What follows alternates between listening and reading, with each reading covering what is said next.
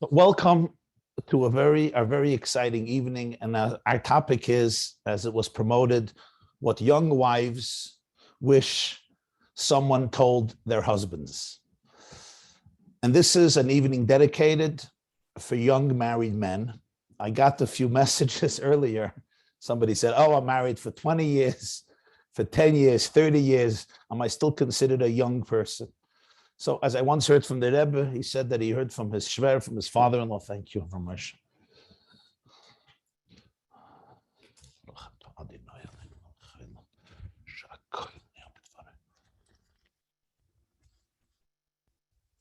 Rabbi said he once heard from his shver, the Rebbe Dayatz, as the Elter geht nicht noch im Passport. You can't always look into the passport to see how old somebody is. A lot has to do with attitude and disposition and mindset and vigor, stamina, merits, and so forth. So if you're young at heart, you're welcome. And this is dedicated especially for newly married Jungelite in our communities who often have many questions and go through various dilemmas, struggles, challenges, and sometimes healthy struggles and challenges as part of growth.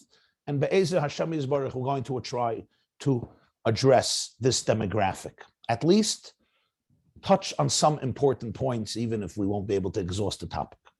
I want to thank, first of all, my dear friends, Rabbi Zalman and Rabbi Yehudas Blooming, the Shluchim at Duke University, for arranging this evening and the other evenings with myself and other great teachers and speakers and mentors, Rabbonim, and so forth, mental health professionals. I want to thank Dr. Stephen Gordon for his unique partnership in this enterprise. I also going to open up and thank a special person who lives in my community, whose name is Reb Moshe Zev Lam, who's a marital therapist here in Monsey. And we have done quite many programs together here in the community for people who live here, and also Bachrim who came from Brooklyn, and young women who came over the last few years, before Corona, middle of Corona, virtually and in person. And many of the ideas, especially the way they're applied in today's research and in today's marital therapy, I have learned from him. So thank you very much. I'm going to use some of those ideas. That's why I'm mentioning that.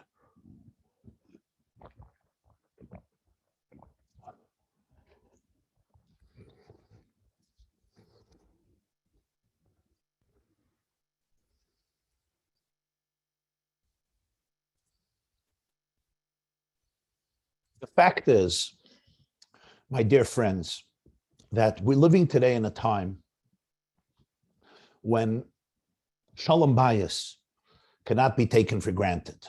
It doesn't just happen by osmosis. You go out, you get engaged, b'shatayvo matzlachas, you have a l'chaim, you get married, you have sheva brachas, you settle down.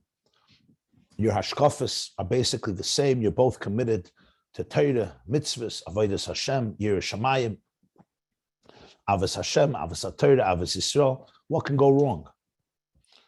But the fact is that many couples are challenging, are suffering, are hurting. Sometimes it comes up shortly after the wedding. Sometimes it comes up during engagement, and sometimes it comes up some years later, before children, after children, at different junctures of life. And people are struggling. And we're not talking about people who want to struggle and are trying to make it hard for themselves. No, they're good people. And people are trying to do the right thing. And people who are dedicated, they're dedicated to, they want to make their marriages work. But a lot of things that maybe we have taken for granted in the past, maybe not, cannot be taken for granted today. And that's why it's so important to address this. So that's intro number one. Intro number two. I personally receive many questions from many Jungelite who are considered to be very good people. Yireh Shamayim, Erliche Yidden, B'nai Torah, Chassidim v'Anshe Maisa, dedicated to the Kavanah Helyona, to one degree or another. And yet things are really sitting on their chest. And it's important for all of you, anyone who's listening, I want you to know, there's no question that I want you to feel is taboo, that you have to be embarrassed with, that you have to feel that if you share this confidentially and discreetly, you're going to be perceived by myself or somebody else as some strange, abnormal outcast. And I mean this very, very sincerely. If you're experiencing something, if you're feeling something, if you're frustrated by something, that makes it valuable enough to share. Share it with somebody you trust. If you want to share it with me, you can share it with me in this setting or in another setting. At the end, I'll give my information. You can email me privately. But my point is, don't ever feel embarrassed and unworthy to be able to share your question. It's extremely important to understand this because, as the Rambam puts it at the end of Hilchas Chanukah, and I heard this from the Rebbe dozens of times, he loved quoting this Rambam, Kol HaTorah nitna lasas shalom ba'olam. All of Torah was created to create peace in the world. And if Torah is not creating that shalom ba'olam, if you find that halacha, that Shulchan Aruch, that Torah, that the values of Yiddishkeit are Chalila creating the opposite of shalom, the opposite of peace and harmony and love and affection in your home and in your marriage, then we all have to revisit the Torah. Which Torah am I learning? Which Torah am I teaching? Which Torah are you learning? Which Torah have you received? Because this is the principle. Kol HaTorah nitna lasas shalom ba'olam. Every nekuda in Torah, in one form or another, is created lasas shalom ba'olam, to make life more peaceful, to make the world more peaceful. As the Rebbe would say, Olam begins with Olam Katan Zeh Ha'adam, my world, your world, our inner world, the miniature world, and then it goes to the bigger, larger world. It's not just Nitna Lasas Shalom Ba'olam between Putin and Ukraine. First, Lasas Shalom Ba'olam inside here, and inside my kitchen, and inside my dining room, and inside our living room, my living room. Kol HaTorah, there's no nekuda in Torah that does not teach us how to create a more peaceful, serene, tranquil, happier life, creating a home filled with an atmosphere of love, of serenity, of goodness, of holiness, of Kedusha. And if we're experiencing that and we're feeling that, we need to be able to address it with honesty, with authenticity, and without eclipsing our problems with cliche words, and without ever anybody feeling shame that you're feeling a certain way. Because that is often the greatest obstacle to growth. When I know that if I ask a question, somebody's going to look down at me, or somebody else will say, "How you talking? Se passt nicht." And then, okay, I don't want to not fit in. I don't want to be the sore thumb in my community, in my kehillah. So that's it. I shut down. So what happens? I didn't solve the problem. I'm just responding to guilt and shame, and I run away from it. And trust me, it comes back to bite us, and it leaks out in very dysfunctional ways. Now I come to point number 3. This is something I had the schus to hear from the Rebbe directly, the last Fabrengen. The last Fabrengen of the Rebbe, this time of the year, exactly 30 years ago. Shabbos Parshas Vayakel, Parshas Shkolim, Tovshin Nun Beis. Exactly, I think the same kviyas like this year, Tovshin Pei Beis. I don't know if you know about the last Fabrengen, but the last Fabrengen was very unique. The Rebbe spoke the first Sikha very long, unusually long for those years. The Rebbe also spoke unusually loud for those years, and with unusual harchava. The Rebbe expanded ideas and explained them much more than was his custom in the last years. It was almost like a throwback of previous years when the Rebbe would elaborate more. And I want to share with you one point that I could still, in my imagination, I could still see and hear those words of the last Fabrengen. Because I think it defines so much of what we want to talk about tonight. The Rebbe asked a Shaila. It was Parshas Shkolim. It's also this week's Parsha, Kisisa, which is Parshas Shkolim, so it's very apropos. The mitzvah is to give machzas hashekel. Ze yitnu kol ha'over al abkudim, machzas hashekel. Truma l'Hashem. Everybody has to give a machzas hashekel. And I remember the Rebbe asked, he says, "Vi kumtus?" It doesn't make sense. The halacha by all karbonis is tzorichim li is tmimim umufcharin, the Rambam's lashon. A carbon has to be wholesome and complete. If a carbon is a balmum or a kohen is a balmum, it disqualifies the avodah. Generally, even if something is complete, it's always a mitzvah to bring min hamufchar, to bring the best, kol chelav laHashem, in the famous words, in the famous pasuk, in the famous words of the Rambam, Zakeli v'anvehu, as the Gemara says in Shabbos, he's snarl of fun of Hidur mitzvah. You want it to be as wholesome, as perfect as possible. The Rebbe said, here you have a gvir, and he wants to give a shekel. No, machtzis a shekel. Ha'ashir lo yarbe, v'hadal lo yamet memachtzis a shekel. He's a millionaire. He wants to give a full shekel. Sorry. He's the only contribution to the Beis HaMikdash that had to be a balmum, so to speak, had to be blemished, had to be cut in half. Machtzis a shekel. So the Rebbe explained it. This is the last Fabrengen. He said that the pasuk continues and says, Esrim geira hashakel. How much is a shekel? 20 geira. The Rebbe said the pasuk could have said, Esrim geira, machtzis a shekel. The mitzvah is not to give a shekel. The mitzvah is to give a half a shekel.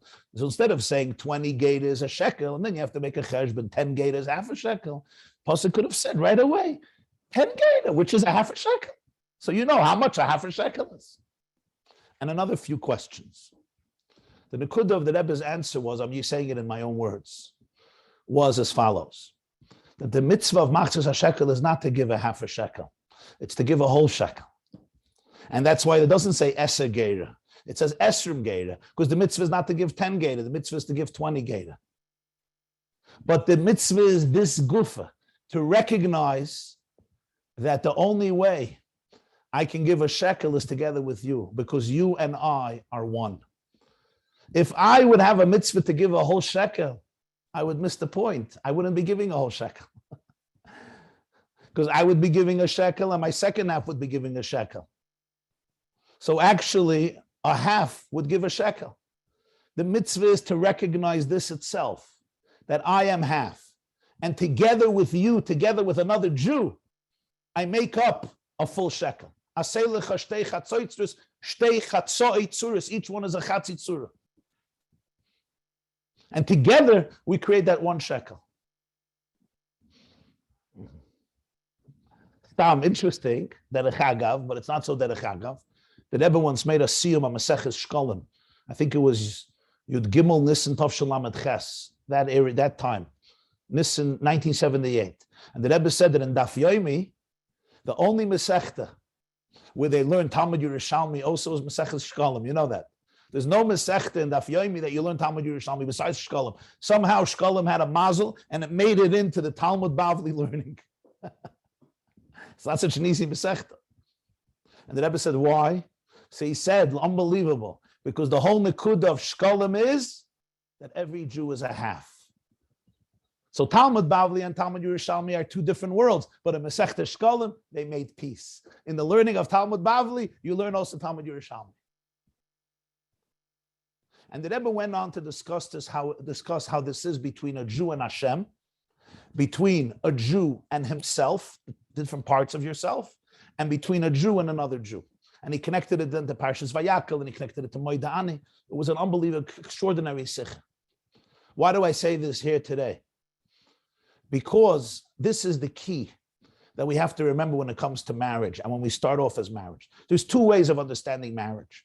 One way of understanding marriage is I am I, and you are you. We're two separate people. We're going to try to make it work to the best of our ability. The challenge is that people are so different. People have so many different dispositions. Ein deyasei and Shabbos, that's even between people from the same gender. No two snowflakes are the same. No two people are the same. Certainly when you have a Zachar and a Keva, Ish and an Ish, it's two different universes. So it's very easy for there to be misunderstandings and frustrations and setbacks and failures and anger, as we're going to explore. And if you experience that, welcome to the club. That's part of the human experience. But the Yesod HaYesod is what allows us to navigate the tsunamis of life, that the curveballs that come our way is this conviction, this inner notion of machzis hashekel. And that is that you want to create a marriage where we really can experience ourselves as half and the other person as the other half. That does not mean you don't have a personality without the other person. It does not mean you don't have feelings and you don't have a heart and you don't have your own mind and you don't have your own individuality. On the contrary, it means that with your whole shleimus, you're a machzis. Why? Because the value of life is that you can enter into a real relationship where you actually really connect and become one with another person. Coming one with another person doesn't mean you lose yourself in the process. You don't exist. You become ashmata, or you're just non-existent. There's a t-shirt that reads, I'm very easy to get along with once you learn to worship me. That's not what it means. It means you're a Metzias. The Rebbe said, a Metzias chashuva. You're an entity, it's a mensch. You have a neshama mit aruach, with neshama chai, yichide, with seichel, with midas, with a brain, with a heart. And you have your kishreines and your chushim and your struggles and your virtues and your blessings and your talents and your resources and your gifts. Begashmis, beruchnis. And yet, with that, I come to recognize that the fullness of my identity, the fullness of my life is when I become integrated and interconnected 24 hours a day, 7 days a week with my second half, with my soulmate, with my spouse. As the Zohar says in Parshas Vayikra, Reb Shimon says that a husband and a wife, it's plag gufa. It's two halves of one body or two halves of one neshama. The Alter Rebbe has a maimer in his Halach Lozni. He says the simcha of a chasana is because a chuppah is not a union, it's a reunion. And he gives a mashal. The Alter Rebbe gives this mashal to my Mari Adman Azok in his Halach Lozni. Imagine there were two best friends in heaven, and then they were separated for decades. And then when they come together, there is such a joy in the reunion. And the Rebbe says that the Alter Rebbe says a husband and a wife are two halves of one soul, inseparable best friends. Trein rei in the lamis parsh. Chachma and bina. Chachma is abba, bina is ima. Chachma is masculinity, bina is femininity. Chachma is the tippa, the epiphany, and bina is the femininity that develops the vlad and the fetus over 9 months. Kemavur in the drushim baruch. In Beis Rebbe, there's a ma'aseh. Alter Rebbe was looking out the window and he saw the Mittler Rebbe walking with Reb Anas Tasheller. They were both bachrim and they were holding each other. My father used to call it padrushka. You know what padrushka means? Like a hand tucked into another hand. And somebody tells the Alter Rebbe, Trein rei in the lamis parsh. Two inseparable friends. It's an expression in Zohar about Chachma and Bina. So the Alter Rebbe looked and he said one word, halavai. Because as we know in later years, there was a split. Rabbi Anas Tasheller went his own way. But Trein rei in the lamis parshin is very profound. There's Chachma and there's Bina, and then Chachma and Bina realize we want to become two friends that are inseparable. And then marriage becomes a blissful experience, not because there's no struggles in life, not because there's no responsibilities. Life is not just one long vacation where we watch a sunset and sing poetry to each other, halavai, maybe for some people. But it's because there's a trust and a loyalty and a dedication that pervades your entire day and your entire night. But that takes work. So there's two ways of experiencing marriage. One is, I'm whole, you're whole, let's try to make it work. But there's so many bumps and there's so many things that can go wrong, and therefore it's likely that they will go wrong. And it's why in certain cultures, so many marriages break up. The Yesod HaYesodus of Yahadus is to be able to realize that Tachlis Brias Ha'olam and Tachlis Yeridus HaNeshama Lamata is to be able to create a binyan adiyad and to enter into this type of relationship. As I said last night to the Bachrim, the first thing the Torah says is loy toiv, is not good, is not gilei arai, is not shvichas dam, not avodah zarah. The first thing the Torah says is loy toiv heyos ha'adam levadai. The master of the universe, the Ribono Kol Ha'olamim, established loy toiv heyos ha'adam levadai. It's not good for Adam to be alone. Esel ha'yezek connected. Essential to the fabric of creation is, I don't want to be alone. And it's not good for me to be alone. Even if I need time alone. Different people have different, some people are people's people, some people are very social, some people are party animals, some people are bookworms. In Torah, Parshas Toldos Barichas, the whole story with Reb Chanina ben Tradian and Rabbi Yossi ben Kisman Avodah Zarah Yud Zayin. In Torah told us different types of dispositions, people who like people and like social life, and people who love sitting in their own room and they would rather not be bothered 50 years. Still, loy toiv heyos ha'adam levadai. And that's the idea that you're a machzis and I'm a machzis. And we can really, really trust that process. And for that, we have to trust each other. Then life is transformed. Because then marital life means you have a true and authentic friend. As you will see, you may not always agree with each other. You may sometimes struggle with each other. You may sometimes have difficulties with each other, but it doesn't take away from the machzis hashekel. Which brings us now to the next point.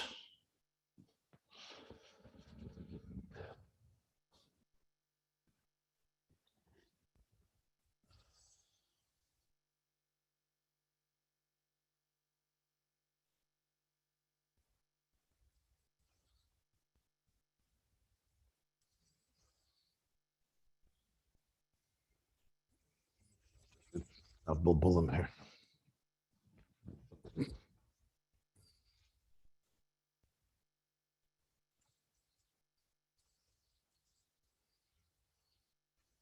Those of you who are bakant, even a little bit with the world of the Rakachava gone and the world of the Rebbe Sichos, know this very well. But I want to apply it here to life. And here, I want to begin the journey with you this evening. Because everything I said is very nice. Shalom bayis, kol ha'torin elas shalom ba'olam, machzes hashekel. All's good and fine, beautiful, wonderful. How? How do I do it? How do I do it? So there are those who don't have this question. Somehow, Baruch Hashem, it just cruises along. Almei menucha shina aleini nafshi yishovev yancheni v'magle tzedek l'man shmoi. But then there's others who experience the second pasuk. Gam ki yelech begeit salmafas. Lo yira ra ki yate madi. Shiftecho mishantech eimei nachamone. How do we create a tarich lefonai shulchan? A beautiful shulchan, a beautiful table, a beautiful home, neged seirei. That you should have ach toiv chesed yedefuchem. So you should be able to sit beveis Hashem, and your home should be a beis Hashem la'irich yamim, as the David HaMelech tells us in Tehillah. Step number 1. The Rogatchover Gaon has a famous chiddush in the Rambam. There are a few contradictions in Rambam. Hilchos Ishus Pei Gimel, the Rambam says that before Kiddushin you have to make a bracha, which we make in the beginning of a chuppah, shedeshanu mitzvayis v'tzivanu al harayis v'hitilanu, asalanu as harayis v'hitilanu, etc. Mekadosh amisodei chuppah v'kiddush. And the Rambam says you can only make the bracha before kiddush, and after kiddush and it's over, it's a bracha levatal. In Hilchos Ishus Perik Yud, when it comes to nisuyin, you make sheva brachas. The Rambam says you can do it after the nisuyin also, after the chuppah also, even a few days later, even some time later. As to the Rakachava, what happened? And the Rakachava is mechiach the shittas harambam, that nisuyin, what he calls in halachic terms, it's his phrase. And the Rebbe took this phrase and started to employ it for so many other issues. Pu'ulan imshechas. That the shibud habal, the dedication of the baal to the wife in nisuyin, where you become a full-fledged husband and wife, and you go home and you start playing house together, it's not a pu'ula that's one time. It's a pu'ula that halacha sees as being renewed every single moment of marriage, every single moment of nisuyin. The shibud is renewed, the chasen is renewed, the chuppah is renewed, and therefore you can make a bracha later also. Why? Because it's still a bracha on something that didn't happen yet, because the nisuyin of yesterday has to be renewed today. And the Rebbe once shared a story. It's a fantastic story. The Rakachava once met Reb Chaim Brisker. They were old chavrusas, and the Rakachava shared this with Reb Chaim. Reb Chaim didn't. Rav Zevin says Reb Chaim didn't like the word so much. So he tells the Rakachava Mazel Tov. And the Rebbe said it. The Rebbe said, "Had gefragt, was is the Mazel Tov?" So the Rebbe smiled. He says, "Hat Reb Chaim Brisker gesagt, hast du erst Chasna gehabt? Kommt dir a Mazel Tov? You just got married. Say a Mazel Tov." I heard once a sequence of the story that the Rakachava said that the Mazel Tov that you told me at my wedding also continues. You don't have to tell me again Mazel Tov. I don't know if it's true. I don't think Rav Zevin, the Rebbe didn't say this, and I don't think Rav Zevin brings this detail, but I once read it. And with this, he answers many other problems in the Rambam when it comes to Nisuyin and Kiddushin, the Chsei Malug. It's a whole sugi. It's not for now. But what's the Havana? What's the Havana in this? What's wrong? You made a chuppah, you got married, and now go play house. So the pshat is, the Rebbe explained this once, Yutas Kislev Tovshin Chaf, it's a hafla de kabir. Whenever you have two things that are opposite, that need to converge and become one, it's not enough to do it one time. Because naturally, innately, it's going to revert back to its natural state, and its natural state is separateness. The famous mashal of the Tzemach Tzedek, and later from the Rebbe Rashab, the mashal of the rock. When I throw up a rock, it's not going to stay in the air because the laws of gravity demand that it should come back. As long as my koyach, my energy, is in the rock or in the ball, it's going to continue flying. The moment my energy is gone, it reverts back to its natural state. And according to the laws of nature, it falls back to the ground. If you're developing something that's not contrary to its nature, then it could remain there even when you stop creating it. In the famous mashal of Shara Yichud V'Emunah Perek Beis, somebody, a silversmith, takes a goblet of silver and turns it into a menorah, and even if he goes away, the menorah stays a menorah.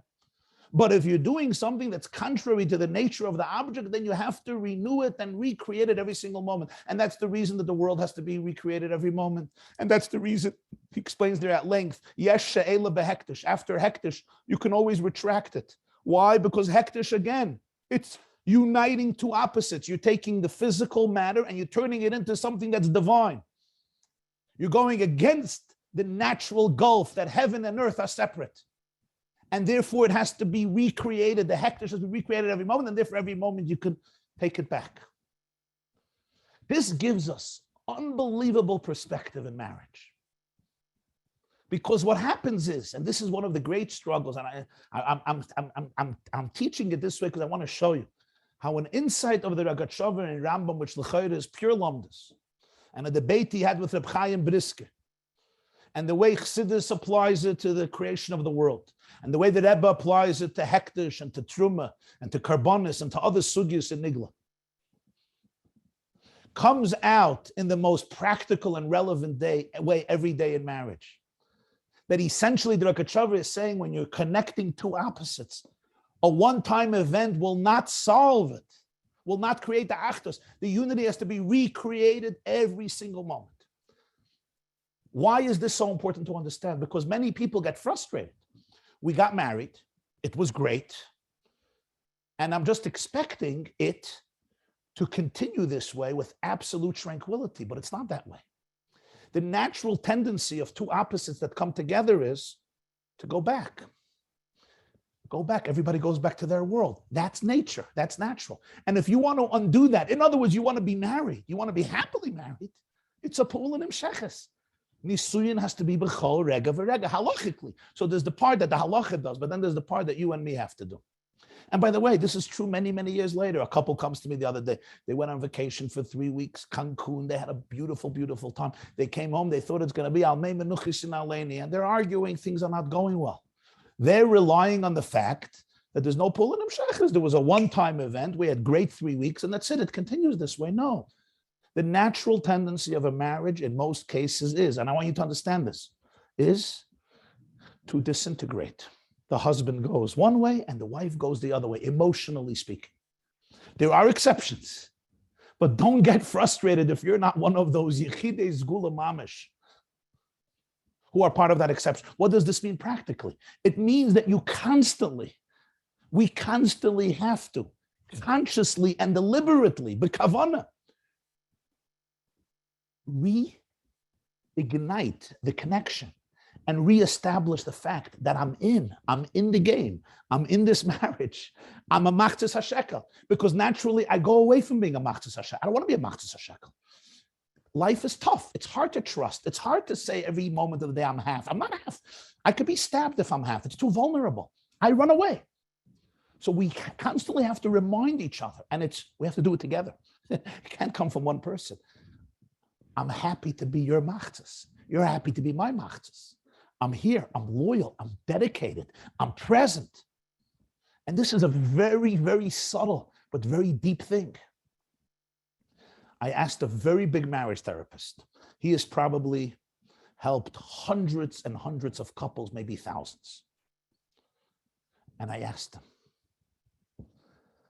how long does it take for a couple to start drifting away emotionally if they do not remind each other how much they're connected and how much they love each other and how much they're here for each other? And he told me these words, you may laugh. He said, every 3 hours, a husband and a wife have to remind each other and tell each other, we're one. I'm in. I'm thinking about you. You're thinking about me. I trust you. You trust me. I'm leaning on you. Leaning on me. I told him, he says, you're right. You're right. But you know what? After 9 hours, you come home at night, you could do Hashlama, there's Pesach Sheni. But he says, but if you wait 3 weeks, if you wait 2 weeks, 3 hours, 3 hours, 3 hours, after 3 hours, you start drifting. But the drifting is very, very small. So you come home at night and you're mashlam and you're fine. You're away for a day or 2 days, you bring it back together. But he says, if a day passes and another day and a third day and a fourth day, after a week, 2 weeks, it's very, very hard. This is not true with your brother or your sister. I may not see my brother for a few weeks. Sometimes I may not see my brother for a longer time. I meet him and we go back to the same conversation where we were 2 months earlier, and it's fine. But with a husband and a wife, it doesn't work that way because 2 reasons. Number one, you're dealing about 2 hafchim. You're dealing with 2 opposites. In Likutei Torah, Shir Hashirim, the Maimer Ketzad Menachem Lifnei Kala, the Alter Rebbe says, a man represents, there's mayim and eish, fire and water. And he says every shidduch is a convergence. It's a unity between fire and water. Fire and water are opposites. You need to work to create it. B'chol rega v'rega. That's why it's a pulim shachas. And the Alter Rebbe explains there, that's why at a chasana, you have to lift up the chasan, you have to lift up the kala for them to be able to go to a space where they could be machzis hashekel, and the lashon of chassidus take them out of mamala kalam into sevav kalam. Moide de kamayim. The Alter Rebbe said it by the Zlob and the chasana, Levitzchak Baditchever. Levitzchak Baditchever's grandson married Alter Rebbe's granddaughter, the Mittel Rebbe's daughter. Shabbos Nosoi, Erev Shabbos Nosoi, Tovkov Samach Zayin. Ketzad Menachem Lifnei Kala, Likutei Torah Shir Hashirim, Daf Mem Ches.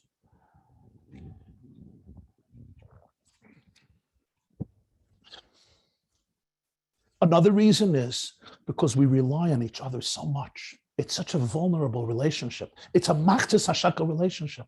And yeah, you always have to remind me that you're not gonna allow me to hang out dry. You're not gonna throw me under the bus. These are very subtle things. Now, I want to show you what this means practically on an everyday level. What this means is as follows. Because this is the truth, every communication between you and your wife is either an opportunity to become closer or to become further. It's not neutral. If marriage was a stable relationship, everything would be different. Marriage inherently is an unstable relationship. And this is one of the things that people often don't understand. And it's difficult for them to accept. No, my marriage is stable. I'm telling you, besides a few exceptions, marriage inherently is unstable. That's what he says in Likutei Torah. It's 2 hafchim. It's inherently unstable. Inherently, it falls apart. It's too intense. It's too powerful. It's too of a chiddush.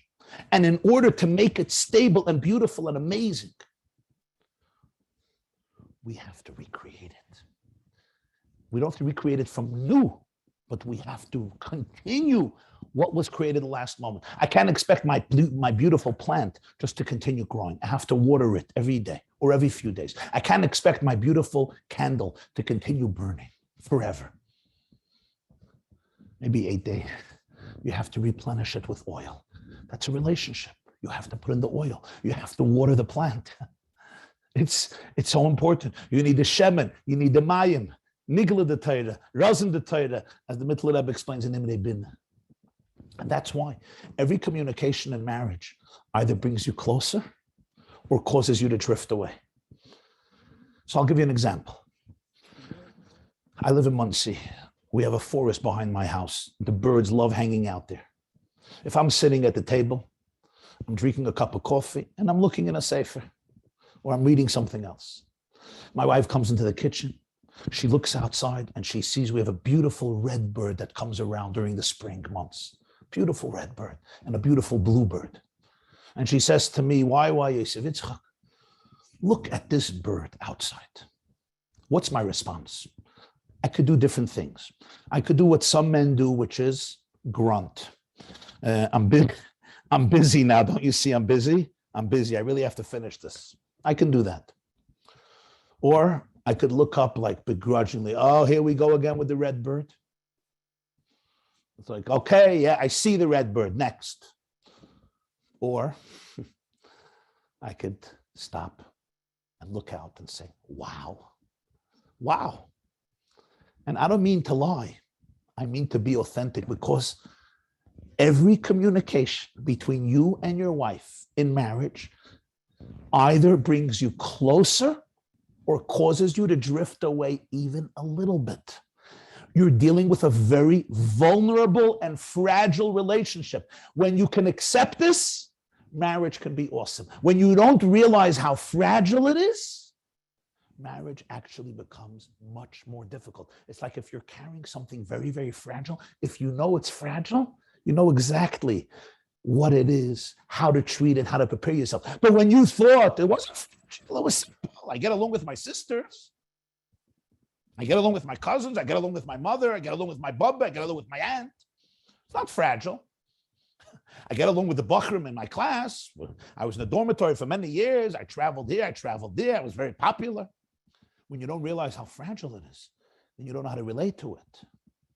And then you don't understand why things are cracking all over you, all over the place. So realize, if I continue reading that newspaper or Lahavdalat Sefer, and I'm like, I'm busy now. It wasn't just I ignored her, big deal. It was an opportunity because we could have become closer, but I missed it. Okay, we all do that. That's fine. But realize that. Which brings us to the next point.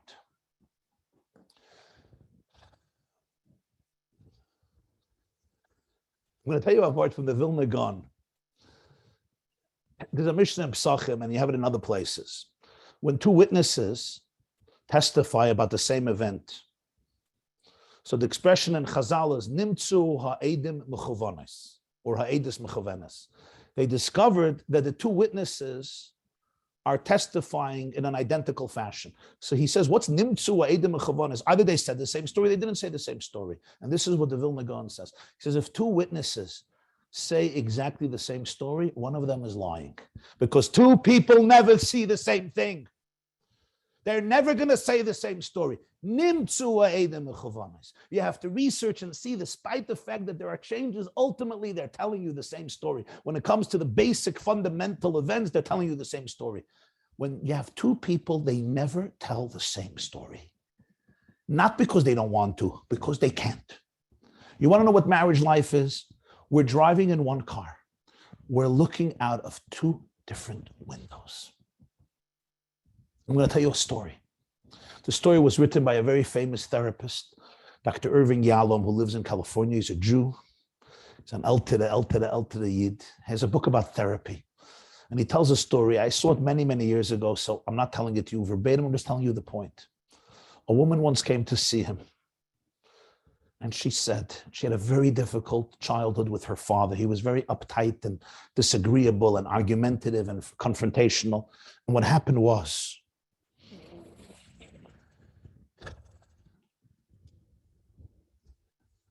they were traveling.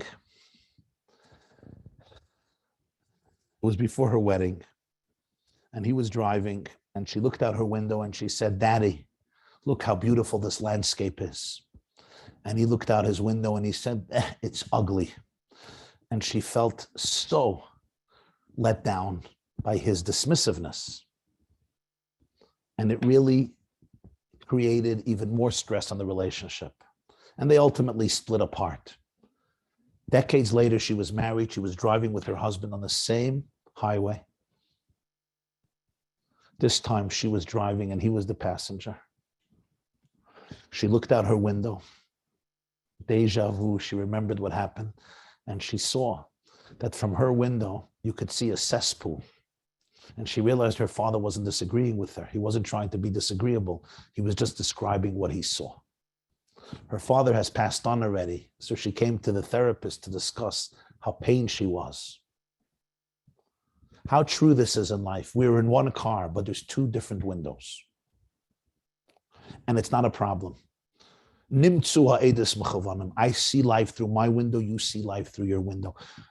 Debates, disagreements do not destroy a marriage. What destroys a marriage is when we don't know how to disagree, when there's no trust.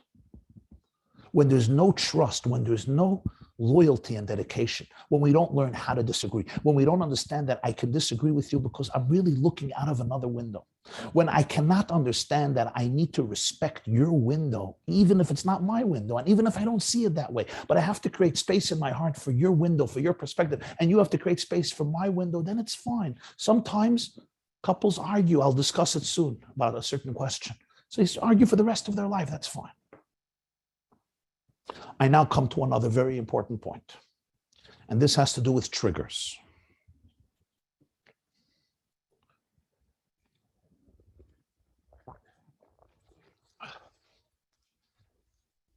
And I want you to tune into what I'm saying. Very, very often, the greatest challenges of marriage has nothing to do with your spouse. It has to do with unresolved wounds inside your own system. Your wife is simply triggering you and bringing out things inside of you that have not been resolved. And it's extremely difficult for you. A younger man once told me, every time his wife tells him, make sure to close the door on your way out and lock it. He didn't know why, but he was getting angry. He was feeling distant from her. It has nothing to do with what she told him. It has to do with a certain unconscious memory in his mind that is coming to the fore when she makes that statement. Now he's getting upset at her, and the reason he's getting upset at her is because he is not doing the avoid that he has to do on himself. Somebody once told me, right? He was a child, and he came home and he tells his mother, Chaim in school bothered me and bullied me and hurt me. And what does she say? She says, no, Chaim is such a sweet kid. He would have never done it. So what does she tell this guy? You got to bury your feelings. You got to bury your emotions. You cannot trust your emotions. Now he grows up. He's having emotions and he can't trust them. He has so many difficulties with them. And his wife is asking him to find, she wants to know about his emotions, but he's being so triggered because of these responses. Now, there are hundreds and thousands of examples how this plays out in your life. But I'm saying this to you, that if this is playing itself out in your life, the greatest blessing you can have is awareness. What happens often is in childhood, we experience different experiences. And today we know in neuroscience how our brain responds. There are sometimes difficult situations and not necessarily one major trauma or abusive experience that you had, that too. But sometimes it's accumulative over years. If you sat in a classroom for years and you felt like a failure, if you were bullied, if there was verbal or emotional or other forms of abuse, even things that you may not recognize as very devastating, but internally you went into hiding and maybe a certain part of your brain shuts down. Sometimes what's called our prefrontal lobes, our prefrontal lobe, prefrontal cortex, the ability of the brain to reason and to enter into broad relationships, to reckon, to see things from a long-term vision. Sometimes it goes offline. Very often, the fire alarm in our brain, known as the amygdala, which is responsible for survival, they call it the reptilian brain, the nefesh achiyunis, or the limbic brain, the nefesh habahamis in Tanya, is triggered in a very deep way. And in order to survive, we either engage in what's called fight or flight, or worse, we freeze. And now, 20 years later, you're a younger man, and a situation comes up, and either you fight, or you run away, or you just freeze. And you're not even realizing this is happening because this is just a natural response to situations that are coming up that are just triggering old memories. But I want you to have this awareness. Now, sometimes you can work on this on your own or with the help of your spouse or with the help of somebody else. Avoida, tefillah. Sometimes we need professional help. Sometimes you need a professional. But the key is to be aware of all of these factors. Now, I begin with questions. And during these questions, we're going to explore some more aspects that we want to talk about. Question number one.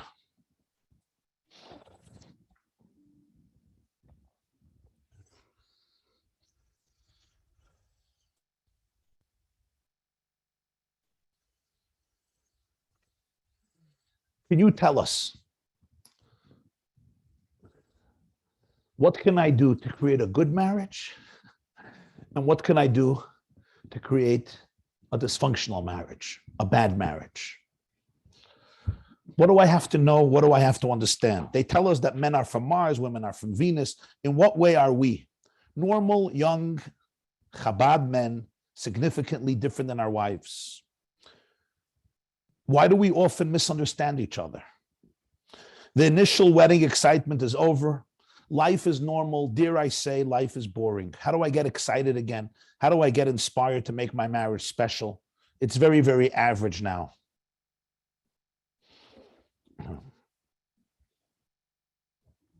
Great, great question.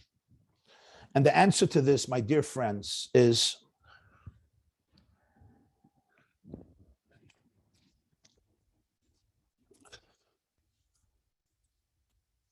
I'm going to give you an outline of a few principles. What happens in a good marriage and what happens in a challenging marriage? What happens in not a good marriage?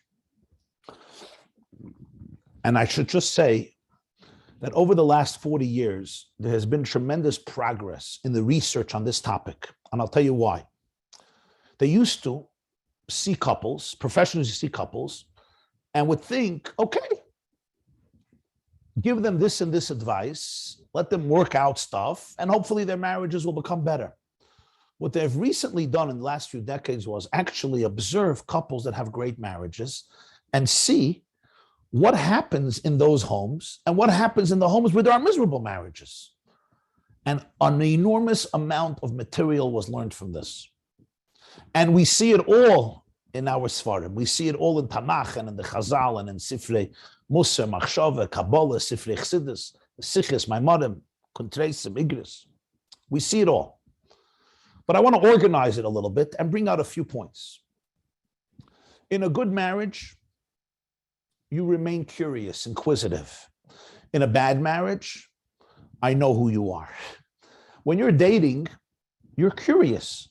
If the girl at the date says something, I believe this, I don't believe this, I want this in my home, I don't want this, you don't right away judge her and reach conclusions. You ask, you find out. It's interesting. Why do you believe so? Why do you think so?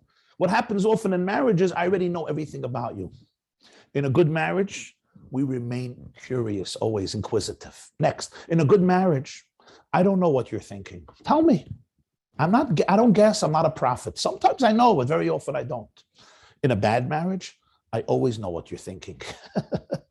I always know what you're thinking. I always know what you felt. I always know why you did it. In a good marriage, again, this is part of my curiosity. Tell me, share it with me. Some people think if you have a good marriage, I have to know everything she's thinking. I have to know everything she wants. She has to know everything I want. Sometimes you have such people. It's gewaldig. But it's fine not to know. That's why we have to communicate. Tell me what happened by you. What happened for you? What was your experience at this meal? What was my experience at this meal? What happened when we had this conversation? What happened when your mother called, when your father called, when your brother? What happened at the Sheva Brachas, at the Bar Mitzvah, the Bas Mitzvah, at the Shabbos table? Tell me what happened. In a good marriage and a happy marriage, we can agree to disagree. We can agree to see things through two windows. In a bad marriage, we cannot do that. We each have to persuade the other one and prove them wrong. Only when you finally agree that I'm right or I agree that you're right is there peace. That's not a good marriage. In a good marriage, we can embrace the fact that we see things differently, but you know what? We trust each other. I'm here for you. You're here for me. I support you. You support me. Mr. Lam told me a story. A couple came to him. This was the argument. They were in a supermarket, a kosher supermarket, and he was online with his wife, and there was a woman behind them, and the woman asked him if she could go ahead of him because she's in a rush. And he said, I'm so sorry, but I'm also in a rush, and I can't let you go ahead of me. His wife wanted to kill him because she knew that woman. And the fact that her husband said to that woman, no, this person wanted to bury herself from shame. So they came to the therapist and they had this whole big machlokes who was right. And what does he tell her? He says to them, listen, I don't know who was right, but one thing I know, when you're 90 years old, you're going to have exactly the same argument. Because he was saying, I'm also a person. I'm also busy. Don't delegitimize me. And she's like, she's my friend. How could you be so disrespectful? Who's right? The therapist said, I don't know, but I know that 90 years from now, you're still going to be arguing. And figure it out. And they made up pshara. The pshara was that when he's going shopping with her and a woman asks him to skip, he will let. If he's there himself, he can do whatever he wants. The famous marriage therapist, John Gottman, he actually learned in the early 40s. Today, a conservative Jew. So he's one of the big marriage therapists today. He says 69% of arguments between a husband and a wife in a good marriage are not resolved even 60 years later. 69% of arguments are not resolved. The difference between a good marriage and a bad marriage is not if you have an argument. It's how you deal with an argument. In a good marriage, you don't stonewall each other. You don't like pick up your hands. I can't talk to him. Here you go again. And you run away. You're present, because more important than the conversation is the relationship. You may want the window open. I want the window closed. You want the AC higher. I want the AC lower. You want it to be cold. I want it to be hot. You want to go here for Pesach, for Shabbos, for Shavuos. I want to go here. You want the lights on. I want the lamp off. I want to read you. Fine. But more important than the argument is the relationship, is the connection. In a good marriage, there's always the ability to say, I'm sorry. I'm sorry that my words impacted you this way. I just want to tell you what I meant. I did not mean it this way, but I'm sorry that I hurt you. In a bad marriage, no, I'll always argue that you didn't understand me correctly. In a good marriage, I could understand that you maybe didn't understand me, or maybe I said the wrong thing and I can apologize. In a good marriage, I don't say, why did you do this? Why did you say this? I ask with curiosity. It was Shabbos afternoon. We ate by her family, and she said something to her mother in my presence. I was hurt. In a good marriage, when we walk home, I say to her, Chayala, Dvaidala, Sadala. Why did you say that? Why? Why did you say that about me? In a bad marriage, I know why you said that. You wanted to insult me. You wanted to denigrate me. You don't like me. You hate me. You want to throw me under the bus. In a good marriage, I know that there's so much I don't know. There's so much mystery. I don't even know so much about myself. You think I know I know everything about you? I don't reach conclusions. I don't right away defame you and demonize you in my own mind. She doesn't like me. I can't deal with her. She's so tough. She's a control freak. I'm actually inquisitive. I actually wonder. I really want to know what you were thinking. And you know what? It's a Mishnah. Give people the benefit of the doubt, certainly your wife and your husband. In a bad marriage, I right away know why. You're selfish. You're self-centered. You're just like your mother. You're just like your grandmother. You're just trying to please your father and your mother and your brother. I already know everything about you. I psychologically analyze you. I dissect you. I put you in a box. I already know who you are. And life is over. And for the next 60 years, I'm still getting angry about the same things. In a good marriage, I really want to know. I'm curious. Next, in a good marriage, I speak about myself. In a bad marriage, I speak about you. Meaning, in a good marriage, I say, you know, what you did yesterday or what you said yesterday, I just want to tell you how it made me feel. It was a difficult moment for me. I got nervous. I got anxious. I got angry. I got upset. In a bad marriage, I talk about you. I'm like, what you said was disgusting. What you said was unacceptable. And that is much more painful to hear, and people get defensive. You see, if I tell you what you did or said yesterday was obnoxious and rude, you're going to get upset and you're going to say, no, it was not obnoxious. Yes, it was obnoxious. No, it was not obnoxious. But what if I tell you something else? I don't know what it was. I just want to tell you how it made me feel. You can't argue with me. This was my feeling. You can argue with me if you were rude or not rude, but you can't argue with me about how I felt. When we speak about our feeling, we don't make the other person become defensive right away. We allow them to hear what I experienced. And then you could tell me what you experienced. And then we could look at each other and respect and appreciate the other person's experiences. You remember the two windows. And that's how relationships become stronger and stronger. I talk about what's happening in my world rather than criticizing you about your world. Now, all of this is based on one rule, and it's called having a general positive feeling. When you have a generally positive feeling about your wife, about your husband, your natural go-to place, your neural pathways will take you to a positive place. Let me find out what she meant. And this is my question to you. When you're finding after a month, 6 months, a year, 2 years, 3 years of marriage, that your natural go-to place is negative, and you're getting angry and you're getting upset and you're getting worked up, this means my general outlook on my spouse is toxic, it's negative. How do we create a mindset where your general klolas dika mahalach is one of positivity instead of negativity? One is the kaf schus instead of the kaf chayva. How do we do that? Somebody once told me, a couple came to see him, a therapist told me, and she starts saying, you know, my husband is absent-minded, he forgets everything. I tell him in the morning when you go out to shul, to daven vasik, and take out the garbage, he forgets it. So I put it in front of the door so that he won't forget it. And what did he do? He climbed over the garbage and he left the door. And she started to laugh. She said, isn't that cute? What a batlin he is. He climbs over the garbage and opens the door. There was another woman, and this person said it over at a marriage seminar. There was another woman sitting there. She was horrified. She's like, what's so funny? That's not cute. That's narcissistic. What was the machlokas between these two women? The actual wife found it cute. And the other woman was like, this is so narcissistic. It doesn't have to do with which he takes out the garbage, it doesn't take out the, of course you should take out the garbage. It has to do with a general feeling. Is it a positive feeling or is it a negative feeling? How do you do that? So what we know today is something very, very incredible.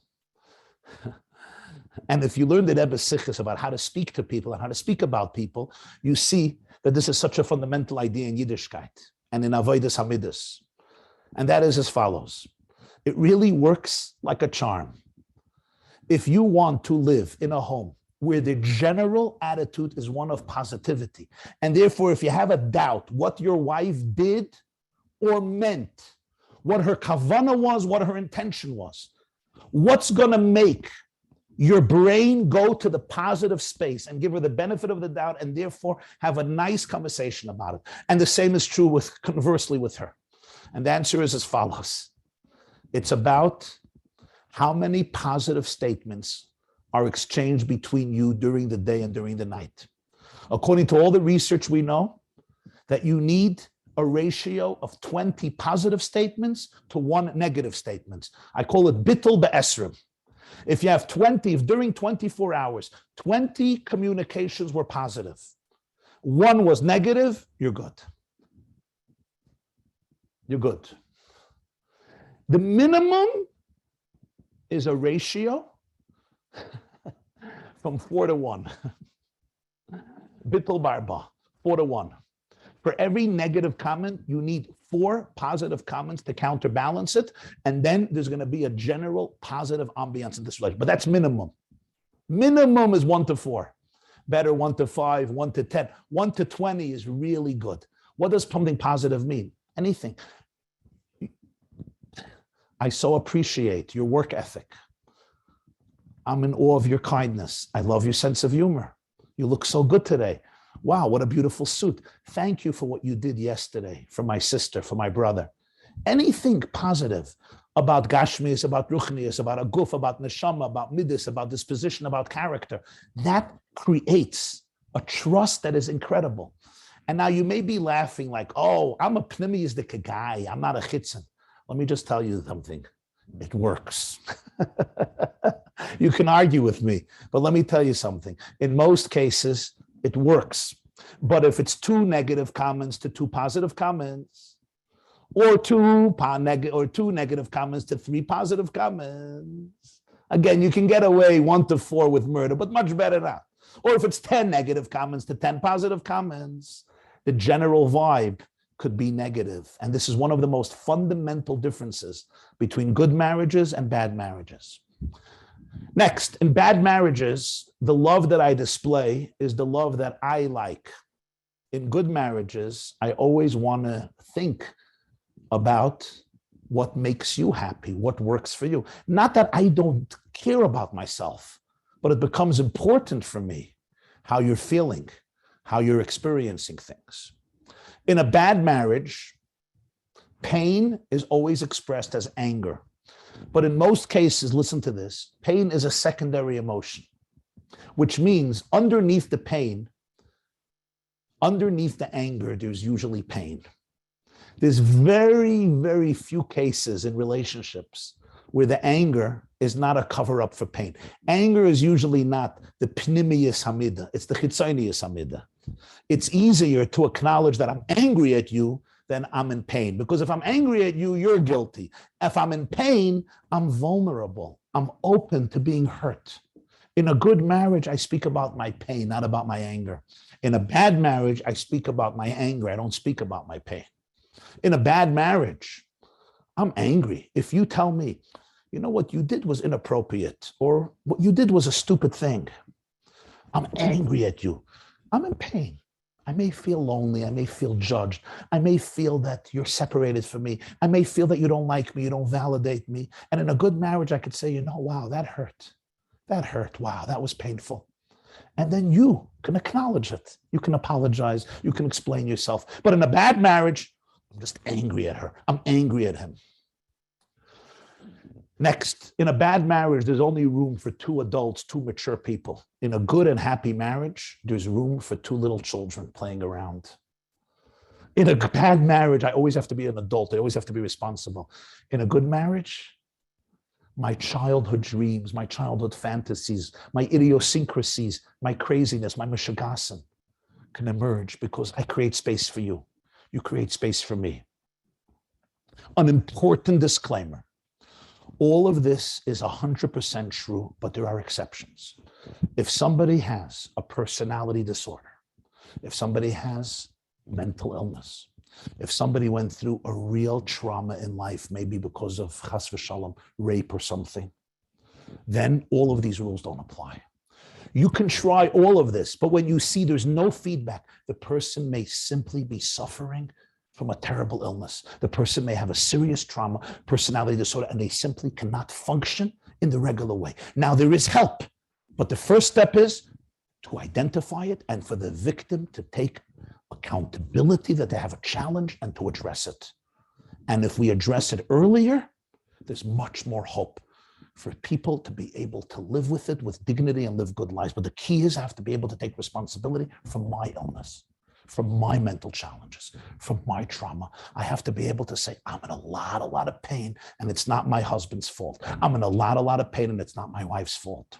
This is a very, very important disclaimer.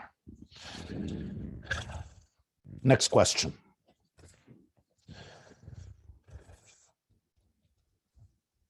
How do I regain vibrancy in my avodas Hashem as a younger man? I don't have a mashpia. I don't have a Rav that I look up to. Those that I'm close to don't inspire me. What type of Sfarim should I learn? It's a great question. And the answer to that is that since we live in a world of Kol Ma Shabara Kadosh Baruch Hu B'Olam Lebroi Ela L'Chvayda, with all the challenges of technology, let's use technology for what it was made for. And that is Harvatzas HaTorah. Find yourself a teacher online, even if you don't have a teacher in person. Today, it could be in Yiddish or in Hebrew or in English or in another language. Somebody who does inspire you. I'm sure B'chol Ha'olam Kulai, there is somebody who speaks to you. There's somebody who can ignite a passion in a Blad Gemara, in a Perik Mishnayos, in a Perik in Tanakh, in a Siman in Shulchan Aruch, in a Perik Tanya, in a Maimer, in a Sicha, whatever it is. Bavli, Yerushalmi, Nigla, Chassidus, Hashkafa. Find yourself a teacher that you love, that you cherish, and learn with them.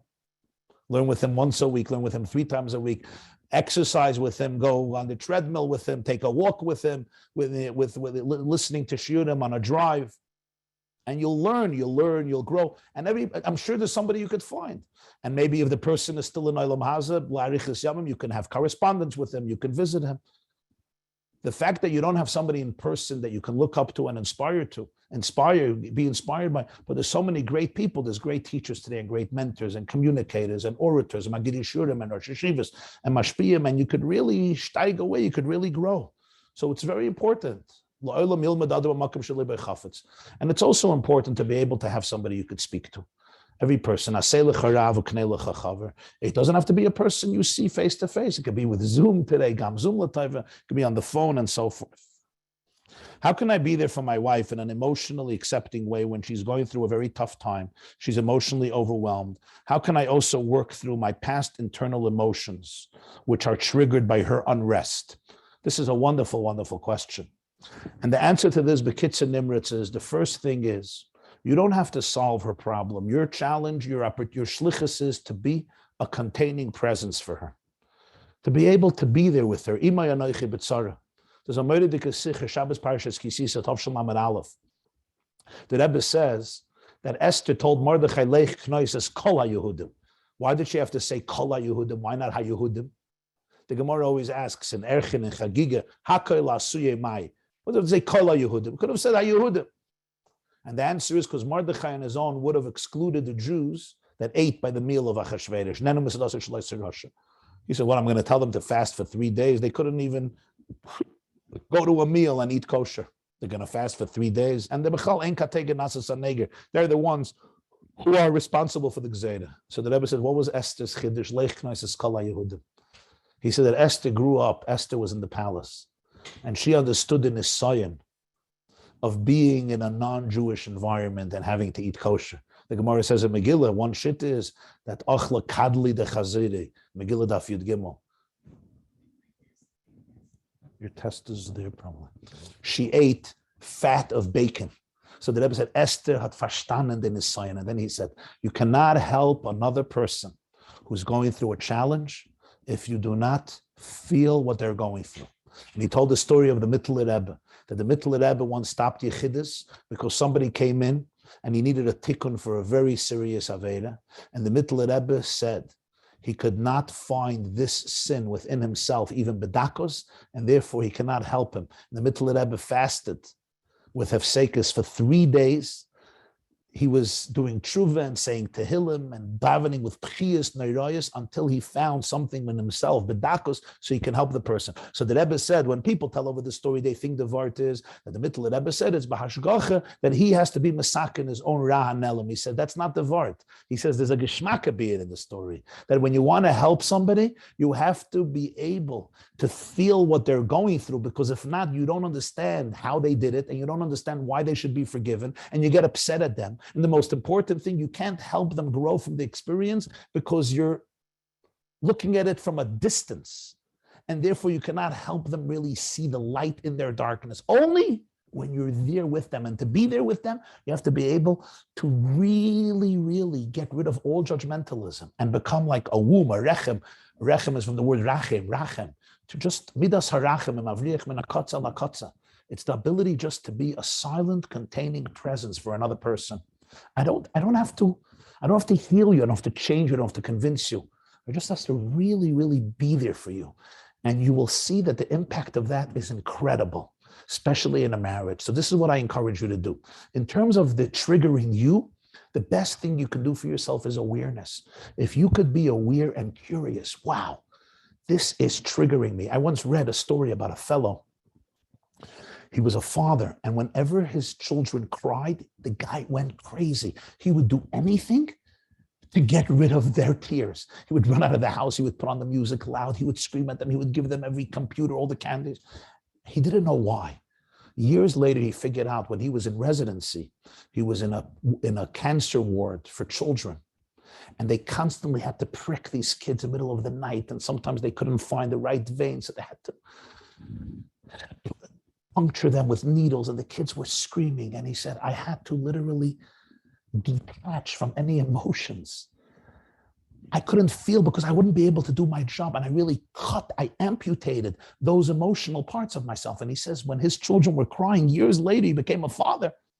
He says, it was triggering those tears and it was overwhelming him. The best thing you can do for yourself is when I have awareness and I'm like, wow. Now here, there are two paths. One is you can actually, through awareness, you can heal. And sometimes the wound is so deep that you can't heal. It's just completely overtaking you, and then you need help. And I want to tell you that we live in a time where there's enormous amounts of opportunities for healing of your own internal wounds, which we all have, each one of us in our own way. But there's a tremendous amount of opportunities for healing. Great question.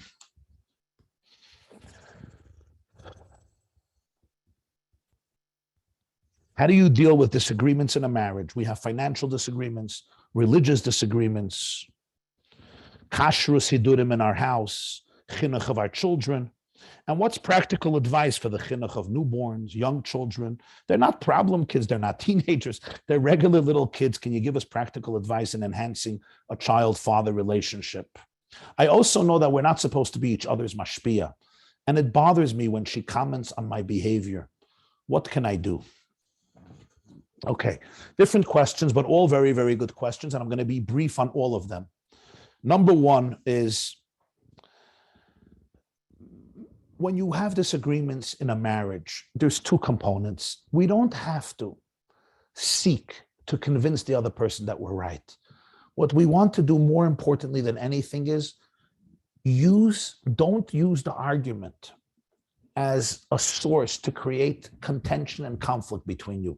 The relationship is much more important than anything you're arguing about, whether it's kashrus, hidurim, finances, buying a house, moving here, moving there, going on this shlichus, going into this business, whatever you're arguing about, this school, chinuch, more important than the argument is, in 99% of cases, the relationship.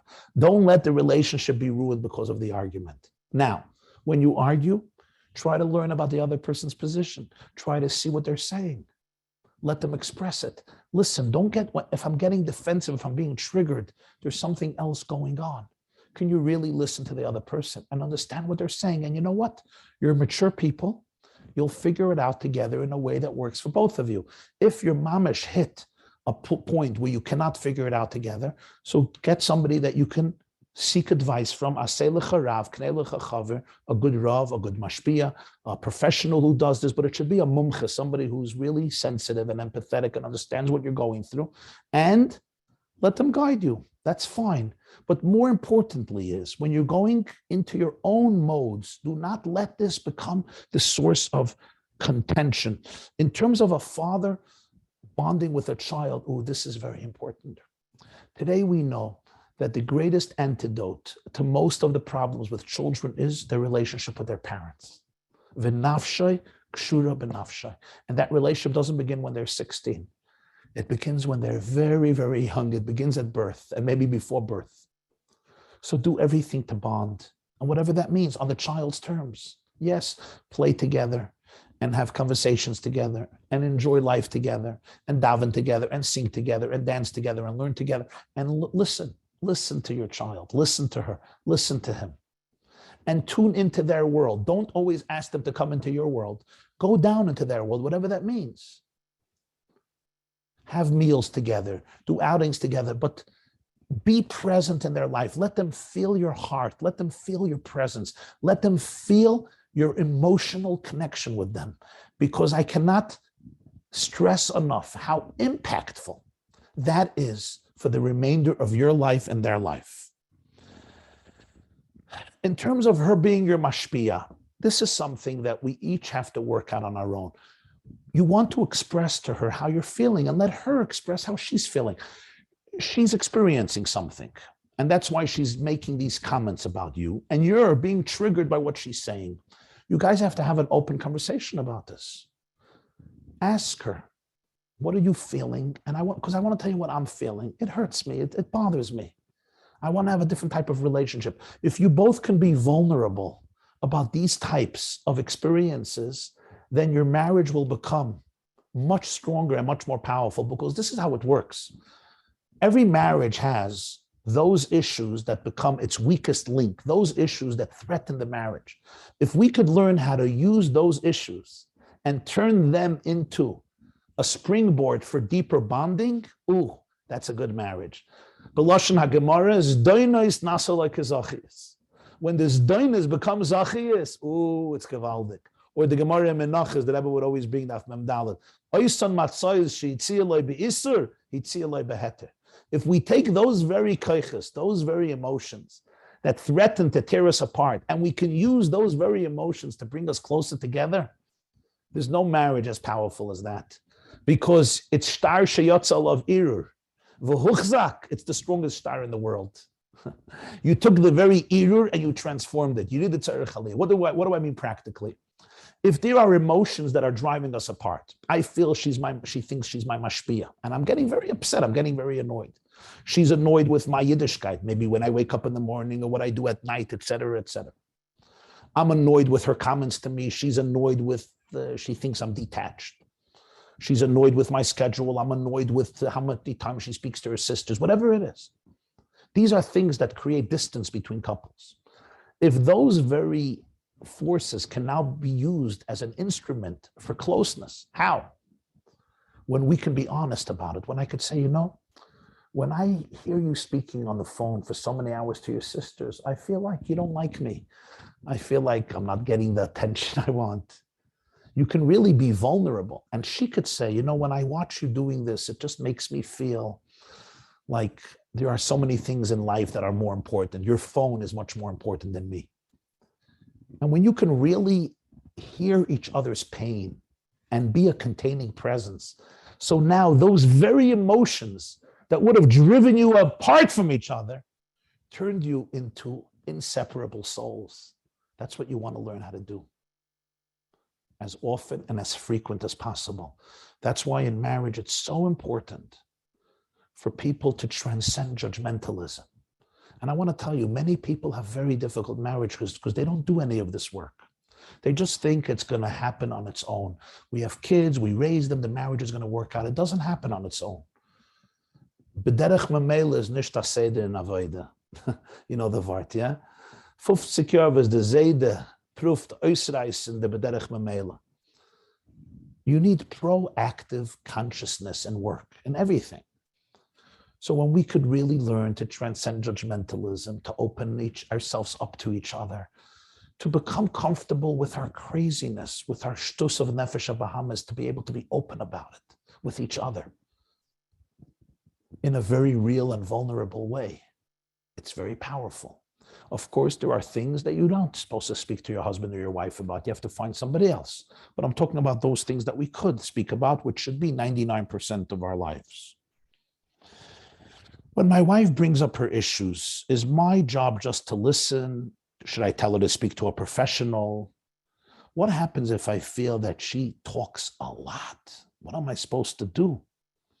How do I stop comparing in my head my marriage to the marriages of my friends and to other people who look happier? And what if my wife is not ready to speak to someone about an ongoing challenge that affects us both? Great questions.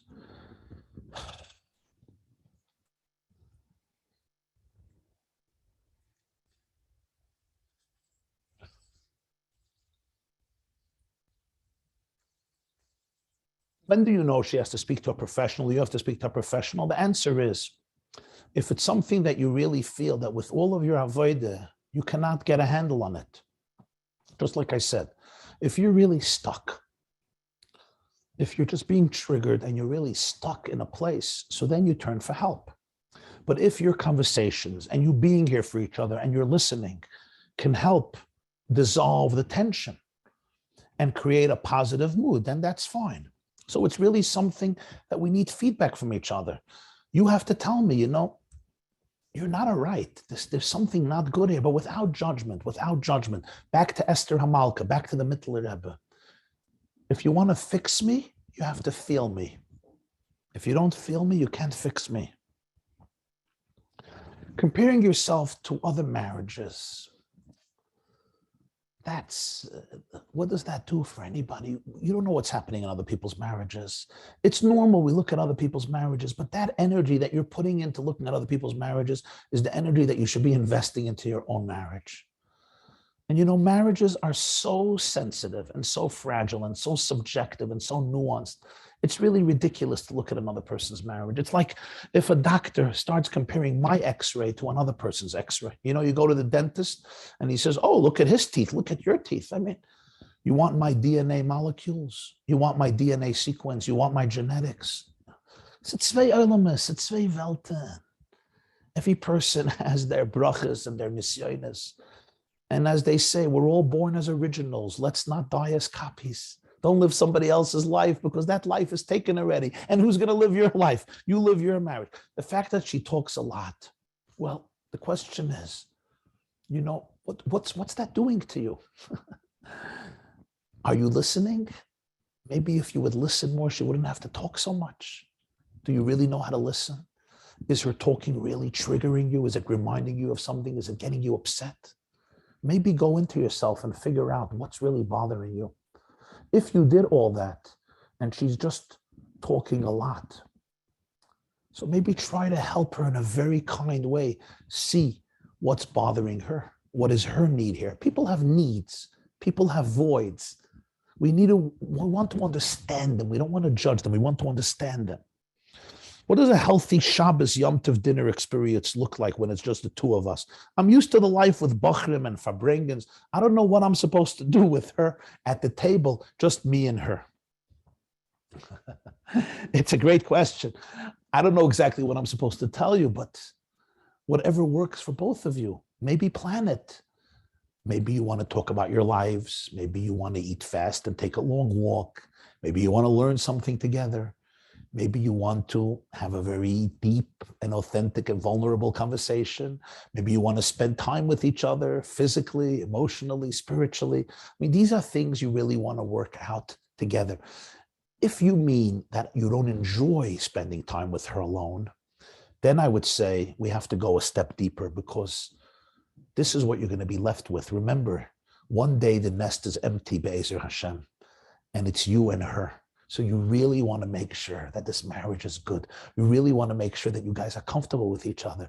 And yes, when you're sitting at a table alone, you have a lot to share. Now, this doesn't mean she's your chavrusa. This doesn't mean that you want to speak to her about every sugya in Gemara or in Rashba or Ramban or Chassidus or Shulchan Aruch. You're learning. You're marrying a wife. You're not marrying a chavrusa. That's what my sister once told me. She said, remember, you're marrying a wife. You're not marrying a chavrusa. But you want to be able to be enough to talk about, first and foremost, Ayeka, wo hältst du auf der Welt? What's going on? What are you excited about? What are you stressed about? Talk about life, talk about your mission, talk about your destiny, talk about whatever, talk about everything, small things, big things. And if we're really not comfortable talking with each other, we always need a distraction of somebody else, then I really have to ask myself, what's really connecting us? So this is an opportunity to actually find out. What are your thoughts about inviting other couples for Shabbos or other couples for dinners and so forth? And what is the proper balance between my wife, my kids, my own personal issues, my halachic life when things are conflicting to each other? I want to go to a minyan every single day. I want to go to a weekly shiur. I don't want to go to sleep without learning my shiurim. My wife wants me to be with the kids. I don't want to be selfish. What am I supposed to do? We had a child. I don't know how to balance my child in my marriage. I feel like my wife is now a mother. I want a wife. I don't only want a mother. Great questions. Inviting other people. So, of course, it's beautiful to have Shabbos meals with family and Shabbos meals with friends and so forth. I would just be cautious. Sometimes there's a culture of couples going out together, and very often it creates negative results where he's thinking about certain things and she's thinking about certain things, and there's a lot of comparisons going on. And beruba deruba, very, very often, it doesn't have desirable results. So you have to really understand, what are you searching for? What are you really looking for? If there's any element I'm trying to please and impress the other couple and the other guy and the other woman, stay far, far away from it. Let me tell you something. Marriage is very, very sacred. Marriage is very, very holy. Marriage is very amazing and beautiful. It's also fragile. Small things can destroy it. It doesn't begin with big stuff. It begins with small things. To maintain the boundaries of halacha, hilchas yichud, hilchas tznius, lashon nekiah, the way we communicate with people of the opposite gender, is so important, not because we believe in repression, but because we believe in good marriages. I was talking to a group of Jungelite, and I said, you know, if you guys love playing football and I take you to the roof of a big building and you can have a great football game, there's only one problem. There's no mica, there's no fence. You're going to have a miserable football game. Nobody can tackle anybody because you're afraid the guy's going to fall off the roof and kill himself. What's the best thing I can do for you? The best thing I can do for you is build a fence. Ki sivne bayis chodosh. You build a home, you're a younger man. Vasisa maka legagecha. Not because we want to ruin your football game, because we want you to have a geschmacka football game. If there's a fence around the roof, you can run around, knock yourself out, tackle each other, and you know that you're safe. Shulchan Aruch is a fence that allows a couple to be able to enjoy life in the deepest, most potent, powerful way, not just spiritually, physically, intimately. There's not a single halacha in Shulchan Aruch that was meant chalila to sap out the creativity, the fun, the excitement, the passion, the simchas achayim of a couple. Adarabba v'adarabba. V'stimachas ishtai. V'stimachas ishtai. Or as the Ramah finishes off the whole Shulchan Aruch Erechayim, famous Sikh and Chelik Chavav Purim Katan, Toiv leiv mishte tamid. A good heart is always in a state of feasting. The fence is not here to ruin the football game. It's here to enhance the football game. Now, you may not see it always. That's fine. It's important to have people that you can ask, you can trust. So just be cautious, because it's important to maintain the boundaries of modesty. People start looking at the other person and they think it's cool, and I'm chilled, and I don't, I'm not a fakvetch, depressed person. But from not being a fakvetch, it's good not to be a fakvetch, depressed person. But you don't want to be a person who allows the fence around your home to be breached. And suddenly you wake up a few months later, and you know what went through that fence? The love is not there. The loyalty is not there. The dedication is not there. And that affects a person's life in a very profound way.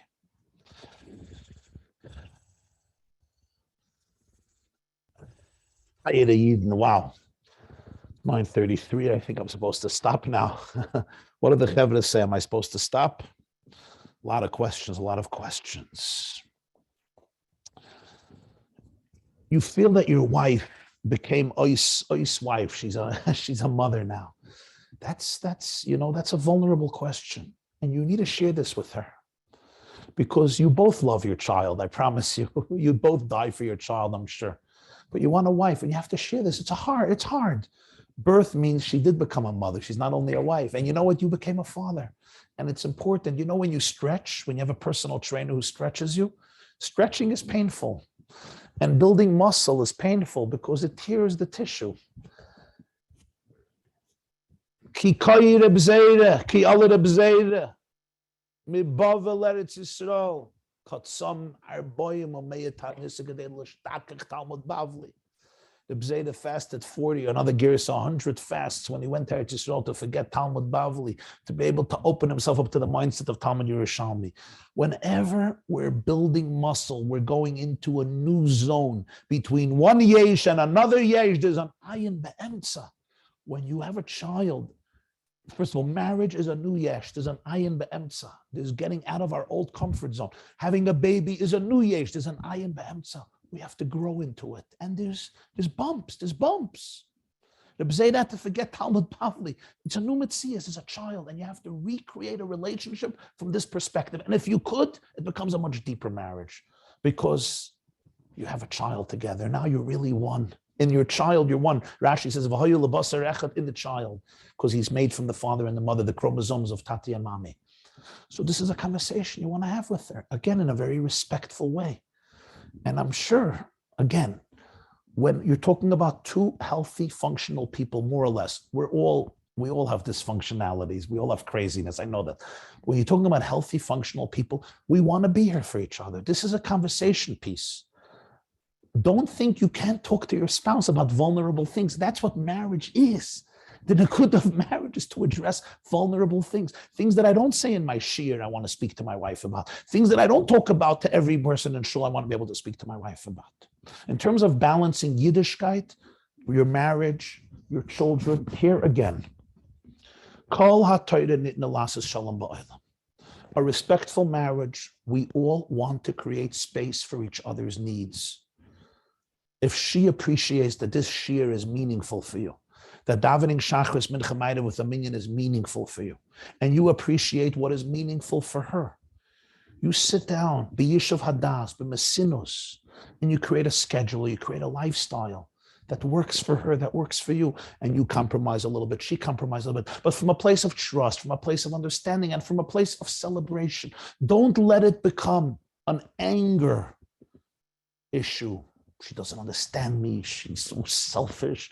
She just doesn't get it. She doesn't care about davening. She cares about Gashmias, and he's out for lunch, and he just wants to run to shul because he doesn't like his family.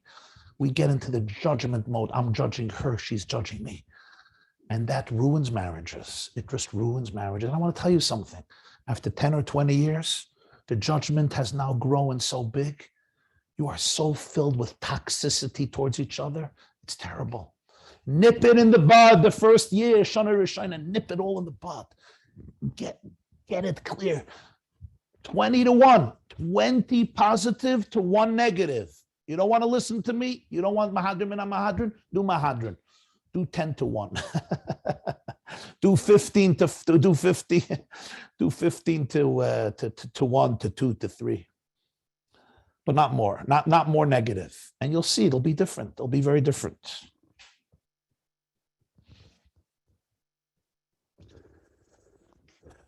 We're struggling what to do with our careers.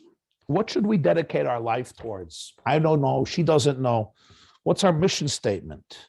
Does it matter which community we move to? Is it just a personal choice, or are there some things to consider?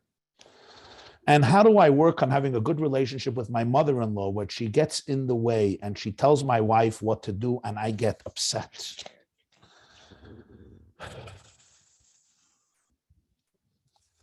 How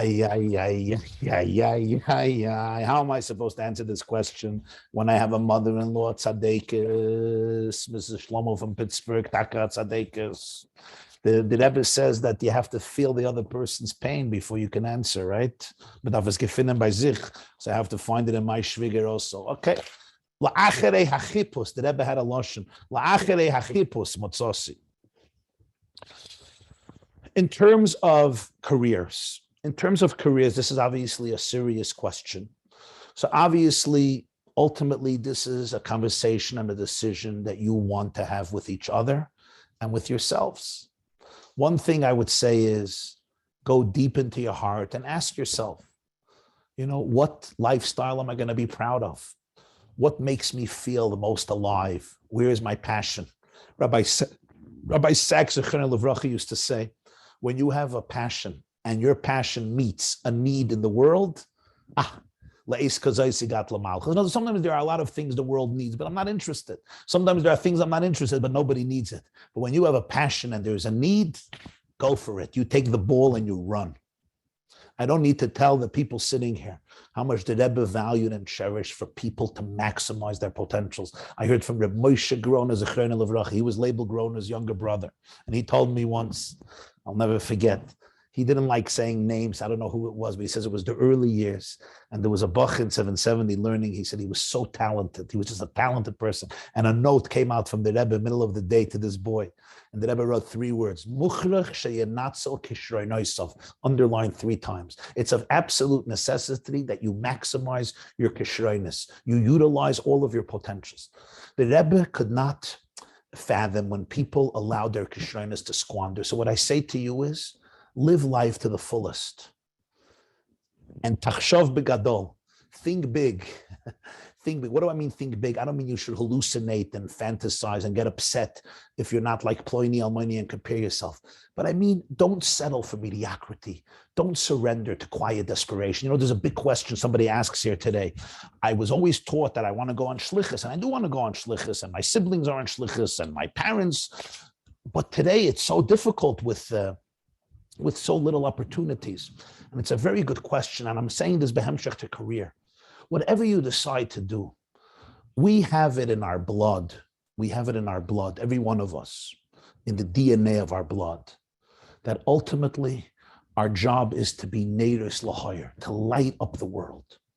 You are shluchah shalom kamaisa. You are an ambassador of Hashem to light up the world. You are an ambassador of love, light, hope, wisdom, authenticity, healing, redemption. You are an ambassador of Avos Hashem, Yiras Hashem, Chibas HaTorah, Chibas HaMitzvahs, Avos HaTorah, Avos Yisrael, and ultimately L'saken Oila B'malchus Shindal Yud. Figure out with your spouse what's the best way. Maybe you'll be able to figure it out now. Maybe not. Let me tell you something else about life. We cannot predict futures, but what we could do is work hard, don't be lazy, and don't let fear dictate. Don't let fear dictate. Be passionate, put in the work, and Hashem will help the opportunities that need to come up for you, come up for you. Take what you have and run with it. And don't surrender to mediocrity. Live life to the fullest. But this generation,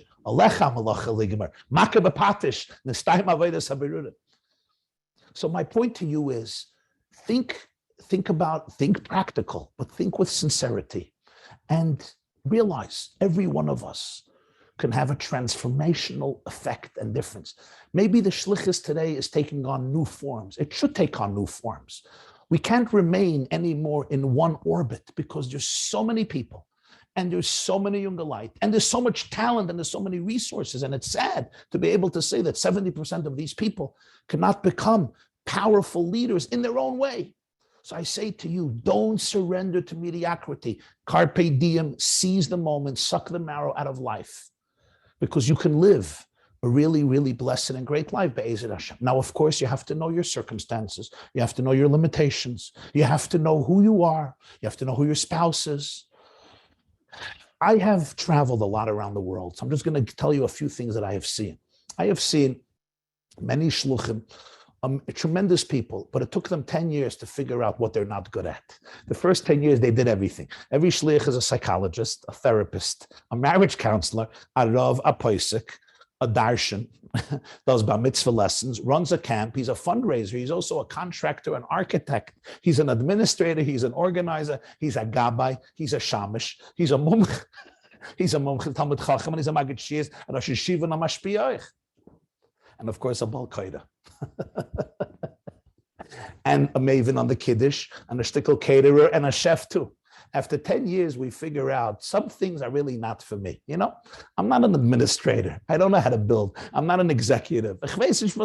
I may be not a teacher. I don't know how to run a preschool. So it's important always, you know, the Gemara with Shimon Ham Sunni, it's a Moedik Gemara.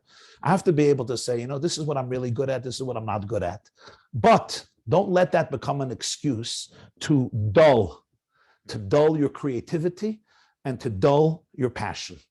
Think b'chol levavcha, b'chol nafshecha, u'b'chol ma'idecha. Mukhrich sheyinatzel kishrei naisav. You probably know the Sikha of Punim Tovshin Lamed Gimel, when the Rebbe said the lesson from Achashverosh is that even a goy, a melech tipish, knew that if you could throw a party for 187 days, you throw a party for 187 days.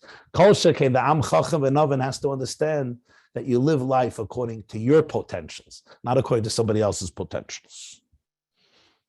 In terms of moving to a community, of course, every community has its milas and its chesronos. What I would say, the key is, you want to know if this community is going to bring out the best in you and your wife and your children. And what do I mean bring out the best? To be able to create a home that's built on the yesodus of Torah, of Kedusha, of Halacha, and of Yireh Shamayim. Because ultimately, let me tell you something. Life is complicated. The world is Olam Milosh and Helam V'Hester. There's a lot of challenges and a lot of temptations. As children grow up, trust me, there are many, many nisyonos in today's world. The greatest gift we can give ourselves and gives our children is to create a cocoon, an ambiance of Kedusha, to create a home where Elokus is Begoli, where there's a love for Torah and a love for Yireh Shamayim, a home that is safe, a home that is able, a home that is secure, a home that's saturated with Kedusha, with innocence, with purity. Kol chad from Shura Delay. I know every one of us is on a different level. Different people have different challenges, different questions, different struggles. But from a very individual place, you want to live in a place that's going to bring out the best of you.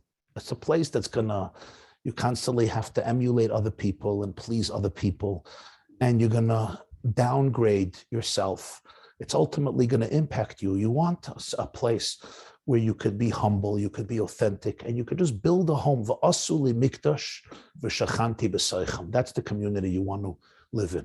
And sometimes you may have to make changes. You also have to know what's best for your children. Don't underestimate the role and the impact of chinuch moisdes for your children. If your children are doing well in a moisid, think very, very hard before you make that change. It's also important what your spouse is going to be doing there, what you're going to be doing there.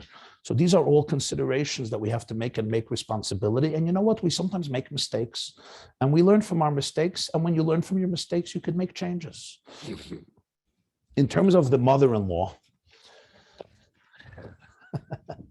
so let me just give you general advice. Do not talk to your wife about her parents in a negative way. Sometimes she'll tell you something very negative about her father and mother, and we're tempted. Oh, yeah, your father, your mother. Don't do that. It's her parents. She loves her parents. And at the end of the day, you don't want your spouse loathing and despising your parents. When she speaks against her parents, it's like when you speak about your parents. But at the end of the day, so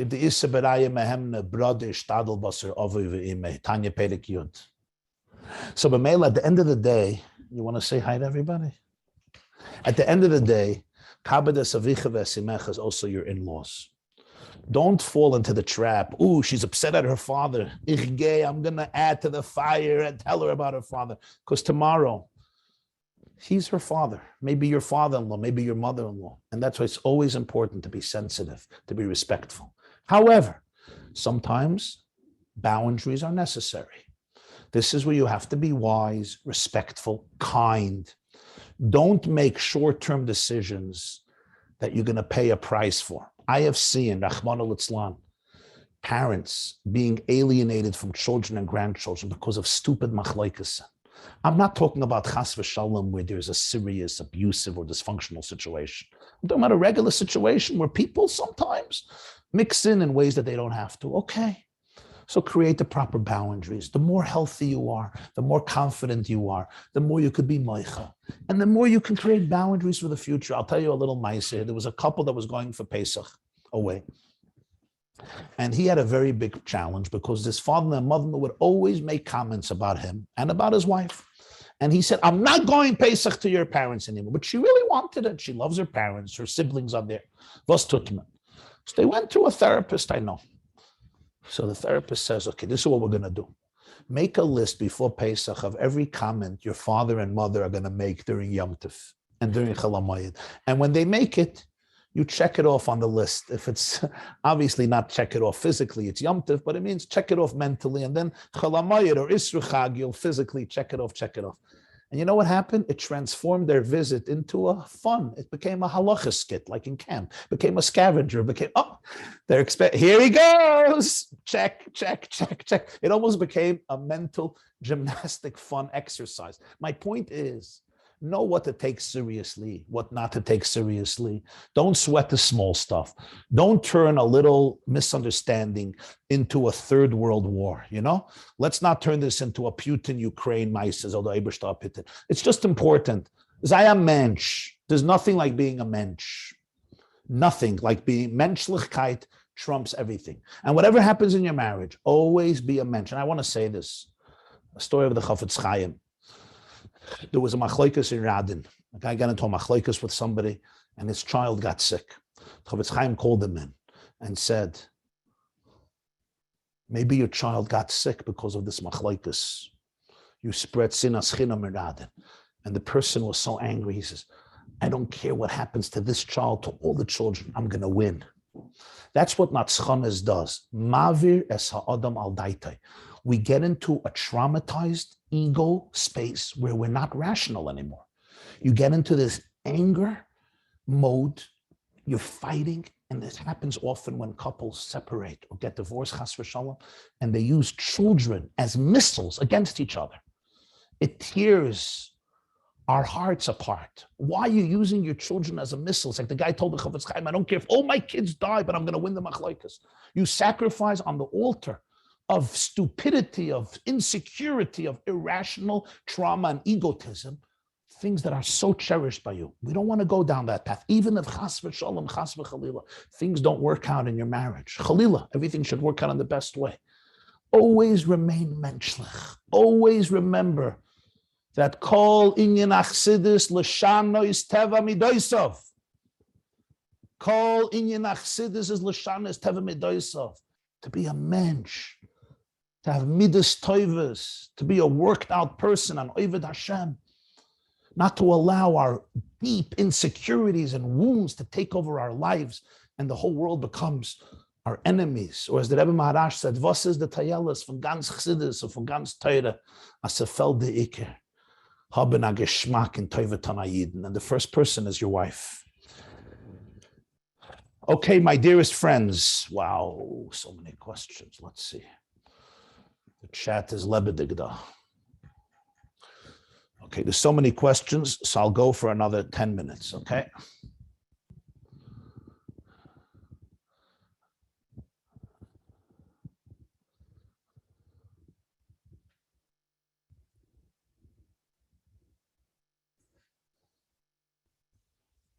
Here's a question that most people don't like to answer. This is questions that came into the chat.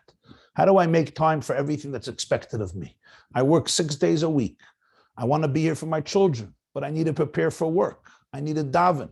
I learn chitos every day. I learn Rambam every day. I have other shiurim and Shas and Nigla and Chassidus. It's overwhelming to be there for everyone. Can you please answer my question? A few people asked this question.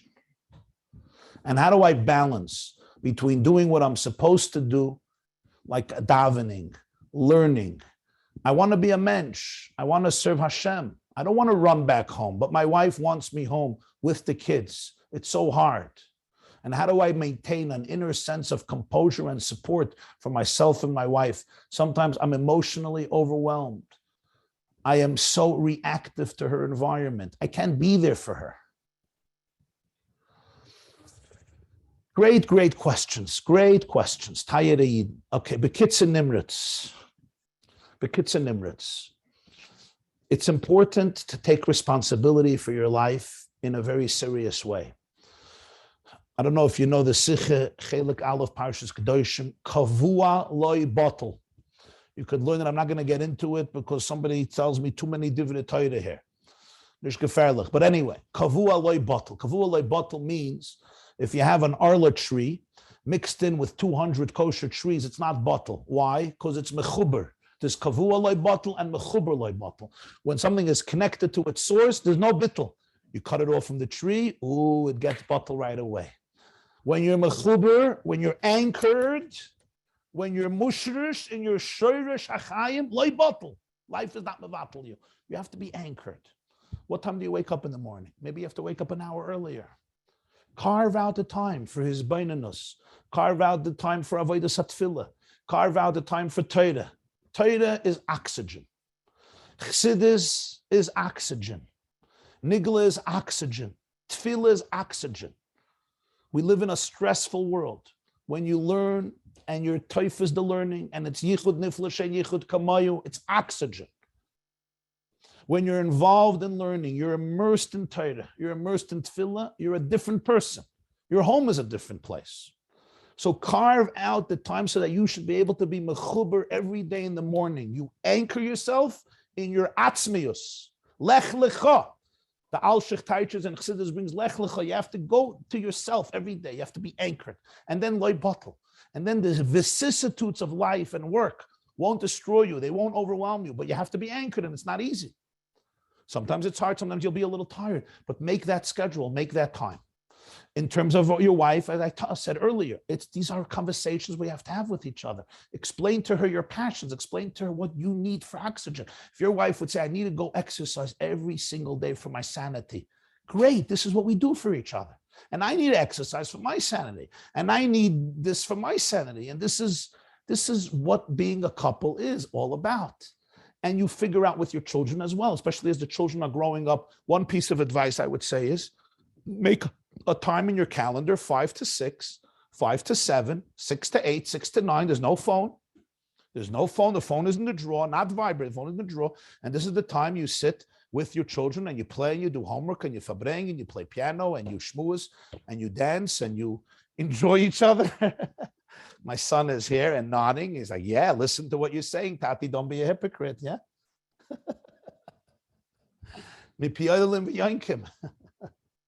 It's great to have older children who are listening to my shiurim, not any more babies in the crib. Yeah? So you're saying my son says I should listen to my own advice. Hashme la'aznecha ma she'ata motzi mipicha. So this is very important. A person once told me, my kids, I have all the time in the day, but it's not true. You're at work. You don't have all the time in the day. When they call you, you say you're busy. So I say, treat them like you treat a client, like you treat a customer in your insurance company. You give them an hour from 5 to 6, give them an hour, give them 2 hours. And you know what? Those 2 hours are mukdash for our relationship.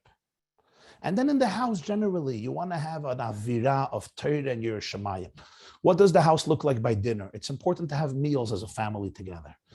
You could prepare jokes, stories, quizzes, a Shabbos table. Prepare for a Shabbos table. Not everybody wants to say divrei Torah. Not all of the kids are good at it. Some yes, some not. sing together, bring out a treat every Shabbos, create a beautiful ambiance. Don't turn the Shabbos table into a stressful experience. You want it to be a beautiful, warm, cozy experience. And you have to put in work into that. So these are just some points that I think could be helpful. I have a friend, a younger man. He's a very, very big businessman, and he loves learning. And he has kids, and some of his kids, give him a run for his money. And he told me he wakes up 4 o'clock in the morning, and he learns a Blad Gemara, and he learns 3 Prakim Rambam, and he learns a Sicha, and he davens. And then he goes to work a few hours later, and he's matzliach. The evening is dedicated to his family, and he goes to sleep early. You know what? Are there exceptions? There are exceptions. Now, if you live in a big community, every night is alachayim. In Yiddish, there's an expression, but tanzen auf 2 chasanas. But if you live in Crown Heights, tanzen auf 9 chasanas. It's sometimes hard. That's where you have to be anchored. Sometimes you have to go home for 5 minutes. Sometimes you have to go home for 3 minutes. Sometimes you have to go home for 15 minutes. But just be responsible. Sometimes you make changes and you adjust. I'm sorry to ask this question. When should divorce be considered? Khalila, if every other option we want to experiment with, if every other option was exercised and there's nothing to do, then it should be considered.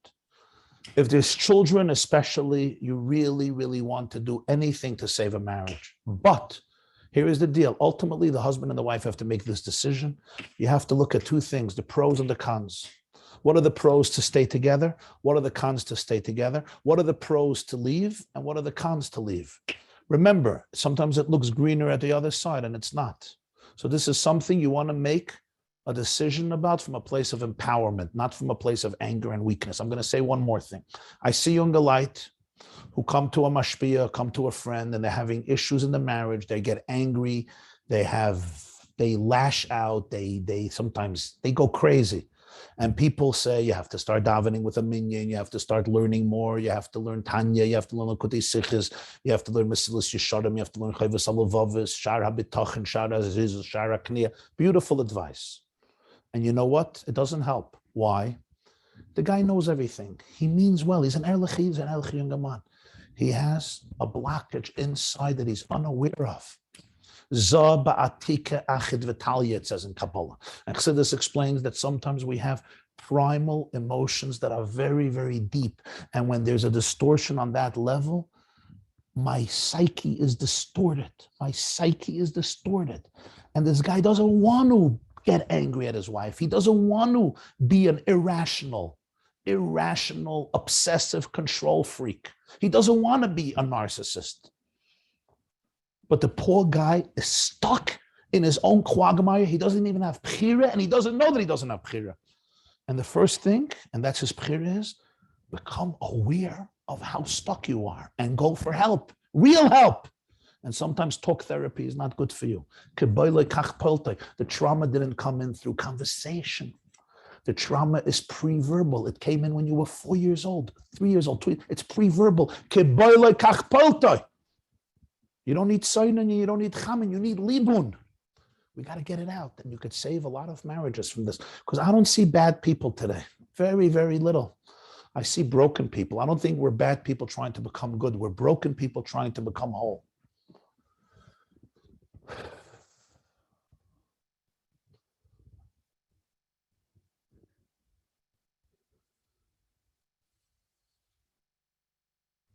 Where's the Sikha about Paul and Imshachas? It should be Yutes Kislev, Tovshin Chof. Ba'arichas Gedoyla v'niflo. You could listen to it on tape. How full of a fella. The Chiddush of the Baal Shem Tov, V'hi Teiros HaBaal Shem Tov, Shana Lo V'Kosav La'akev.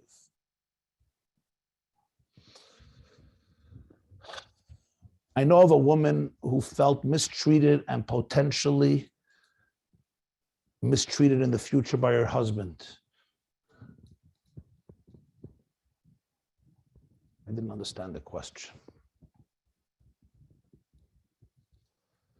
Can you share with us more practical tools? Your tools were amazing, but how to make this all practical? Can I vent to my wife? Can I complain about my day? Can I speak about my struggles? Does it show weakness? I want to be a man. I want to be close. I want to be connected. I was told that I can't complain about my day. I want my spouse to be open with me and tell me everything, but she sometimes hides from me. She doesn't tell me what she's going through. She doesn't tell me about random things. She doesn't tell me what bothers her. We are told in chassan classes that our wife is not our therapist, and we need to be manly. We have to be masculine. We have to be healthy. We have to be strong. But I am vulnerable, and I want to complain about my day. Wow. Great question. I love this question. So, Aniya Katan Aimer Lavdafka. I'm not sure, people think that being manly means you don't have emotions, you don't have feelings, you're just a robot, you're a mighty masculine warrior who feels nothing, and you are as tough as nails. We are as emotional as women. We are as sensitive as women. We are as vulnerable as women. We have been taught not to show it and not to express it. And if you have a spouse with whom you can share this, ashrecha, and let her know that you are the husband that she could share with. Ashreichem. Ashreichem v'toiv chalkechem. Now, there are sometimes a few experiences in life that you have to think if it's appropriate to share it with your wife, because it may damage her in a way that it can damage the relationship. You have to also know. Maybe you have to ask somebody who's an expert in this. But Rubim Kekulam, of course you want to share this. It doesn't show weakness. It shows humanness. It shows sensitivity. This is what makes people close. What allows a couple to become close? What allows to become close is he lets her into his life. You let your wife into your life, and she lets you into her life. Constantly, ongoing basis. And that's the tools you're looking for. The tools that I was giving before are these tools. This is what you want to practice. And when we do that, showing vulnerability, you become more manly, you become more respected. She knows who you are. She feels your soul. You feel her soul. This is where you connect. This is where you can be here for each other. Of course, you could speak about your struggles. Of course, you could complain about your day. Of course, you can vent to your wife. This is the essence of marriage. This is the essence of a relationship. You can share everything. You could think out loud. You can be honest. You can be authentic. What does Chassidus say? What's dira b'tachtonim? What's dira? What's dira? You remember? The Alter Rebbe said, what's dira b'tachtonim? A dira is a place that you could just be. As the Rebbe once said, usually, and every other place you have to be with levushim. A dira is a place where you could just be without levushim. Atzmus, dira b'tachtonim, without garments. I'm talking here spiritual garments, psychological garments. The home is a place where you want to just be able to be you, natural, be organic, be innate. You can be, she can be, and you're here for each other. And then your children could be. And there's an atmosphere of no judgment. Of course you could vent. And I'm not going to control your emotion. I'm not going to tell you what to think and what not to think. And it's wrong to feel this way. And really you had a great day. That's not what we do. We listen, we feel each other, we empathize with each other. We create a haven of safety. And then from there, we grow together. It's called co-regulating each other. I regulate you, you regulate me. I can fall into your arms, you could fall into my arms. We could support each other. Absolutely, absolutely, this is so important. And that's why.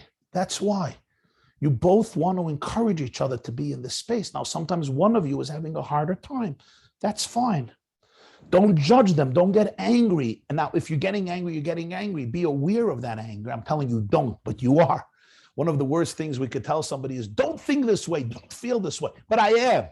So the important thing is not don't. The important thing is notice it, watch it, have compassion for it. And then you could make a choice. Will I follow down that path, or will I allow myself to think about it broadly? How do I cope with challenges brought on me because my wife is becoming pregnant and we're married over a year, and it creates different challenges on different levels? And how do I deal with various conflicting reports and thoughts about intimacy between a husband and a wife? Great question. And the answer to this is, it's important to remember that Hashem wants couples to be happy and to enjoy each other, with their neshama and with their guf. Adam knows Chava. Now, the Rebbe says in Tanya Pere Gimel, Das is his kashrus v'his chabros. Different periods in life, different seasons in the month, different seasons of the year call for different types of relationships. But each season allows the relationship to be fine-tuned and developed in a better and deeper and more authentic way. Halacha is not here to stifle relationships. Halacha is here to fine-tune relationships. It's like fine-tuning a piano or a violin. And there's different strings and different chords, different seasons of the months and the year allow us to exercise different muscles of relationships, sometimes through speech and sometimes through favors, sometimes through physical expression and sometimes through spiritual expression. And that way we create an inner wholeness. And nobody is excluded from this. And different people have different needs and different dreams and different aspirations and different ways that they imagine things. And you know what? Like the Rebbe once said, Keneged arba bonim dibre Torah. Torah doesn't speak about one child. Torah has space for every single one of our men and every single one of our women. Nobody is excluded. Keneged arba bonim dibre Torah. Echad chacham, echad rosham, echad tam, echad je'elishlas. The Rebbe said, in each one there's an echad, and you have to find it. And if you think Torah only speaks to one child and not to the other three children, then you don't know Torah. Torah has a unique message for every child, every younger man, wherever you are in the world. Torah has what to say in a way that is karav elecha to make your life meaningful, exciting, purposeful, energized, empowered, enjoyable, physically, intimately, psychologically, emotionally, spiritually.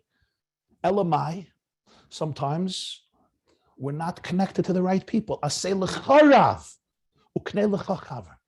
You have to find somebody that you trust, who understands you, who's empathetic to you, who's sensitive to you. A Rav, a Rebbetzin, a Mashpia, a Poisek. Somebody who's an expert who can really guide you in various questions that you may have about this. But somebody who understands who you are and what you need. Because even though the Shulchan Aruch is for everybody, Torah achas l'kolama, but there's so many nuances. There's so many different aspects and different dimensions and different halachas and different minhagim and different applications to different people in different situations and different madregas. And therefore, we have to tune into each person. But for each person, there are amazing answers that can help you in your marriage. I would like to invite you and your Rebbetzin for a Shabbos meal so we could learn the 20 positive to 1 negative. I do not think it's practical. Okay, first of all, thank you so much for the invitation. You can also come to us for a Shabbos meal, okay? You'll email me and we'll invite you to a Shabbos meal. But the truth is, it is practical. I'm telling you, try it and you'll see. I heard from 2 respected rabbis, the only difference between the first year and the later year is the kittel. Why is there so much emphasis on Shana Rishona everywhere? Answer is, it's just a good opportunity to create a foundation that will sustain us throughout life. But you're right. What we learn in the first year, we have to learn in the future years as well. The only thing I would say is when we figure out our own internal insecurities the first year and the triggers, we could solve so many problems. That's why you are lucky that you're starting off and you're getting advice that's going to help you look into yourself rather than blame her or blame him.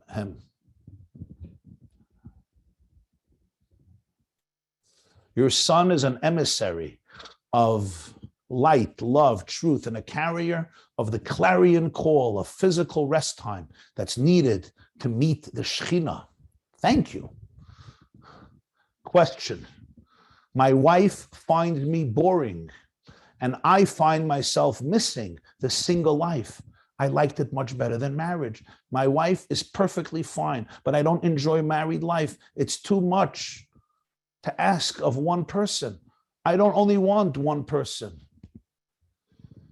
And she finds me boring. Wow.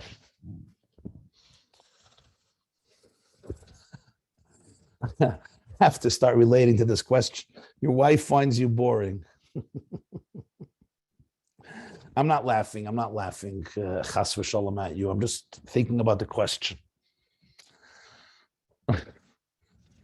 I'm going to answer you with a story. A Jew came to Rabbi Steinsaltz, Rabbi Even Yisrael, and he says to him, I find davening so boring. Every day, the same words. And Rav Hadin says, the words are the same, but the person is different every day. So the way you experience the words are different. And if you experience the words every day in the same way, then it's not the davening that's boring. Then it's you who's boring. And what I want to say to you is, I don't know what that really means. Are you a boring person? I mean, if you're alive, how can you be a boring person? I don't know what that means. I mean, B'Tselem Elokim Asa Sa'adam. Every person is created in Hashem's image. So you're an imprint of Hashem. How could you be boring? If I find somebody boring, it means that I'm boring, because in every person, there is a glow. Now, there's different types of people. There's people that share similar frequencies or wavelengths. There's people who share similar interests, similar passions. But every person has a real uniqueness. So what I would suggest is that you guys get to know each other a little better, because probably if you get to know her deeper and she gets to know you deeper, I think the boredom issue will be taken away. Now, you say that you're really missing single life and you really liked it much better than marriage, even though your wife is perfect. And I say, marriage doesn't mean you don't have other relationships. You can have other very meaningful and rich relationships with family members, with friends, with chavrusas, with mentors, with teachers. But marriage is something very special that you share with your spouse. Larichis yamim v'shanim tovos. And see it that way. It's a gift. It's an opportunity. If marriage is taking you away from every other relationship, then it's not appropriate. A husband wants to celebrate when his wife goes out with her friends, or with her mother, or with her sisters, or with her family members or community members. And a wife wants to celebrate when her husband is close to his friends and to his mother and to his father and to his siblings and to his rabbonim and mashpiyim and chavrusas. This is how we celebrate. We don't control other people, and we don't have a better relationship when we keep you tied down. So it's important to be able to explore all of this. I hear everything you're saying, but it contradicts what I was taught, that man is a mashpia and woman is a makabel. Great question. Mashpia and makabel doesn't mean you give, and she takes. Do you think a woman doesn't give in a marriage and only takes? As far as I know, the woman is the foundation of the home. You know the sikha I taught it. You could learn at the yeshiva.net. The woman creates the home. Mashpia and makabel, the example for this is a child. A man is mashpia, a seed, a tip into the wife. And what does she do? She's just makabel it. She's makabel it, and she turns it into a living organism. She's makabel, and then she gives you back a living child. That's the makabel she is. She receives in the rechem, and she completely transforms it. It's like earth, Mother Earth. It says in the Geras HaKodesh from the Arizal, the rain is the tippa that comes from heaven. The earth just takes in water, and that's it. The water stays in the earth. No, the earth takes water, and what does it do? It gives you an apple tree, an orange tree, watermelons, cantaloupes, legumes, sprouts, vegetables, fruits, by the priya AIDS, by the priya adama, hamoitzi lechem in haaretz, by the mina mezoinus, hakol hoyam in ha'offer. The earth takes in what you give, and it transforms it completely and gives you back a child. Comes Chol HaMoed, you have to plan the Chol HaMoed trip. You're the mashpia. Come summer, you have to plan summer plans. But then you'll share with her the plans. She'll already take it. She'll show you that 90% doesn't make sense. She'll take the other 10%, transform it, and come up with a solid plan. I'm just saying that humorously. It doesn't always work that way. But that's the point. When you say mashpia makabel, doesn't mean the man gives. The woman just takes, you give, she takes, and that's it. Mashpia makabel means that a woman wants the man to show up, to be a leader, to be proactive, to be present. And her chush is that she could contain you. But she could contain you with all your weaknesses, with all your vulnerabilities. That doesn't make you any less mashpia. Let me ask you a question. I had the schus to be for years at the Rebbe's Fabrengas. The Rebbe would sometimes cry very often. You think when we saw the Rebbe weep, I remember the Rebbe once wept for half an hour. Simchas Torah Tovshin Mem Zayin, close to a half an hour. The Rebbe is weeping like a baby. You think we thought to ourselves, wow, I thought the Rebbe was strong and powerful and a Manig Yisrael. Why is he crying? On the contrary, that's where you saw the Rebbe in his full authenticity. You saw the Manig Yisrael whose heart is beating with love and care for every Jew. You saw the person, you saw the neshama, the yechida leyachtach. That's where you see a mashpia. A mashpia means I see some detached man sitting in an ivory tower who's unmoved. Mashpia means he's fully present, he's more vulnerable, he's connected, he's attached. The uniqueness of a woman is she can become a containing presence and contain it and give back to you something you could have never imagined that you would have received. You could learn the Maimer L'chadoidi Tafshin Yodala Tafresh Peites, where this is explained more in Oisis of Chassidus. My wife had a miscarriage. I can't relate to her experience. I don't know how to be there for her. Thank you for sharing that. This is an important piece. Every parent experiences a tragedy differently. What the miscarriage means to her is not what it means to you. And the other way, you look out two windows. But it's so important to be able to respect for her this experience, because remember, this was her child. It was in her body. Her body already had Mesiras Nefesh to develop and contain this child. And then the body said, it's not going to work out. Her rechem said, there's no potential here. And that's a big loss. It's a big loss. It says in Svarim of Kabbalah that the Shivas Yemei Nida, where there's blood because the uterus is broken, is connected to Havelis for the potential of a child born that was shattered. Kol shekin when there's a miscarriage. And in Chassidus it says that there's a neshama that had to come down and it couldn't land all the way in Olam Hazeh because the 9 months is a Yerida from Chachma Elah to Malchus. From after Chachma, from Bina to Malchus is 9 spheres, which is the 9 months. Every month the neshama descends another level until the 9th month is Malchus, and then there's Kriyas Yamsuf and the baby can be born by Be'ezer Hashem. So this is a serious process, and you need to open yourself up to her. As I said before, a containing presence, a containing silent presence. Her womb ejected a child. Now you need to become a rechem that could contain her pain over what happened to her rechem. Can you share your contact information? Rabbi YY at theyeshiva.net. Rabbi YY at theyeshiva.net. As a child, I loved sports. When I was a bacher, I pushed it away. I got married. My wife doesn't know how much I really love sports. After a bit of marriage, I started to get involved again. It bothers my wife. She doesn't like that I'm involved in sports. It's not Yiddishkeit. It's not Chassidus. More importantly, it takes time away from my family life. I cannot stop following sports. It's part of who I am. It's my outlet. What should I do? It gets her very annoyed. Wow.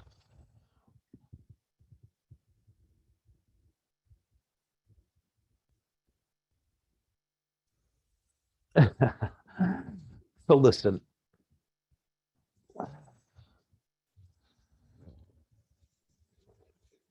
At this moment in your life, everyone grows in their life, but at this moment in your life, if this is for you a very, very important outlet, okay. So have compassion for this outlet. But what's very important is to be able to have a genuine conversation with your wife about this and speak to her about your passion. Help her understand where you're coming from. Most important, she shouldn't see this as you being chas v'shalom alienated from her. You want to be able to build up each other. You have your passions, she has her passions, and you want to be supportive of each other. Have compassion for her and help her see your perspective so that she can have compassion for you. If it's really taking away from the family, that I would be more concerned about. In other words, if it's practically interfering into the relationship with the wife and the children, maybe you can readjust your schedule with this area, in this area, so that it's not affecting them. I was not taught this way in my earlier years and in my classes. I was taught to give, to listen and never to put my struggles on her. Do I really have to put my struggles on her? No, this is not putting your struggles on her. This is building a genuine relationship with her. She cannot solve your struggles. You can solve your struggles, but she can be a makabel and help give you the love and empowerment that a spouse does like nobody else in the world. What's the healthy balance of discussing financial struggles? I don't want to make her feel annoyed and frustrated and stressed. How do we talk about budgeting and holding a cheshbon in life? She comes from a home where she had whatever she wanted. I'm not that person. I have a hard time making a living. I can't buy her everything and anything. I feel bad bringing it up. Great, great question.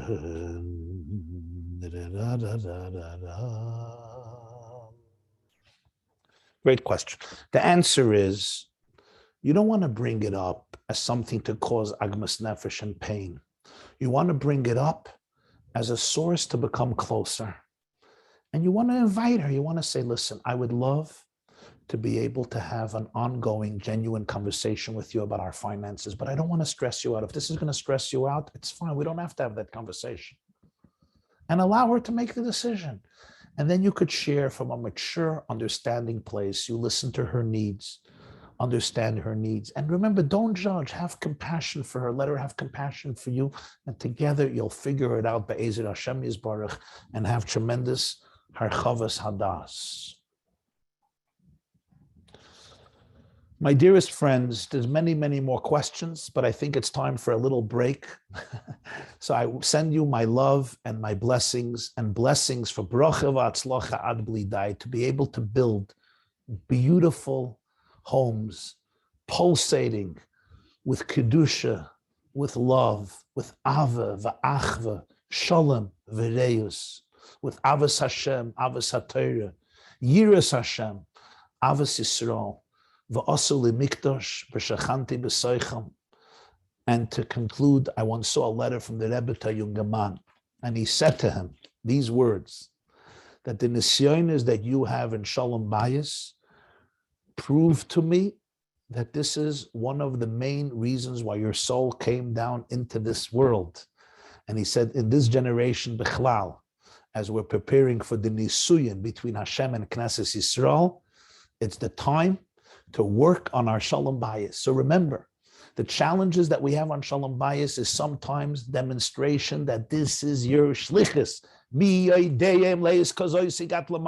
Your wife will challenge you and stimulate you and help you become the person you're capable of becoming. She'll bring out the best in you. And remember, in our generation, it's the Shalom Bayis that creates a world where there can be the ultimate Shalom Bayis. The Rebbe once said, how will the wolf lie with the lamb? The garza evim keves. How? The answer is, when the wolf will lie with the lamb inside of me, the nefesh elikis and the nefesh bahamas, the animals inside of me. When there'll be shalom ben ishli ishtai, the whole world will get the memo. Ki mala haaretz deyes Hashem, kamayim layam mechasim b'mheira b'yameinu, amen v'yamein. Thank you very much. Remember, if you want ask personal advice, Rabbi YY at theyeshiva.net. Seid gesund und a gute Nacht. It was a pleasure and a privilege. Und a guten Shabbos, und a freilichen Shabbos, Parshas Kisisa, es Rosh B'nai Yisrael.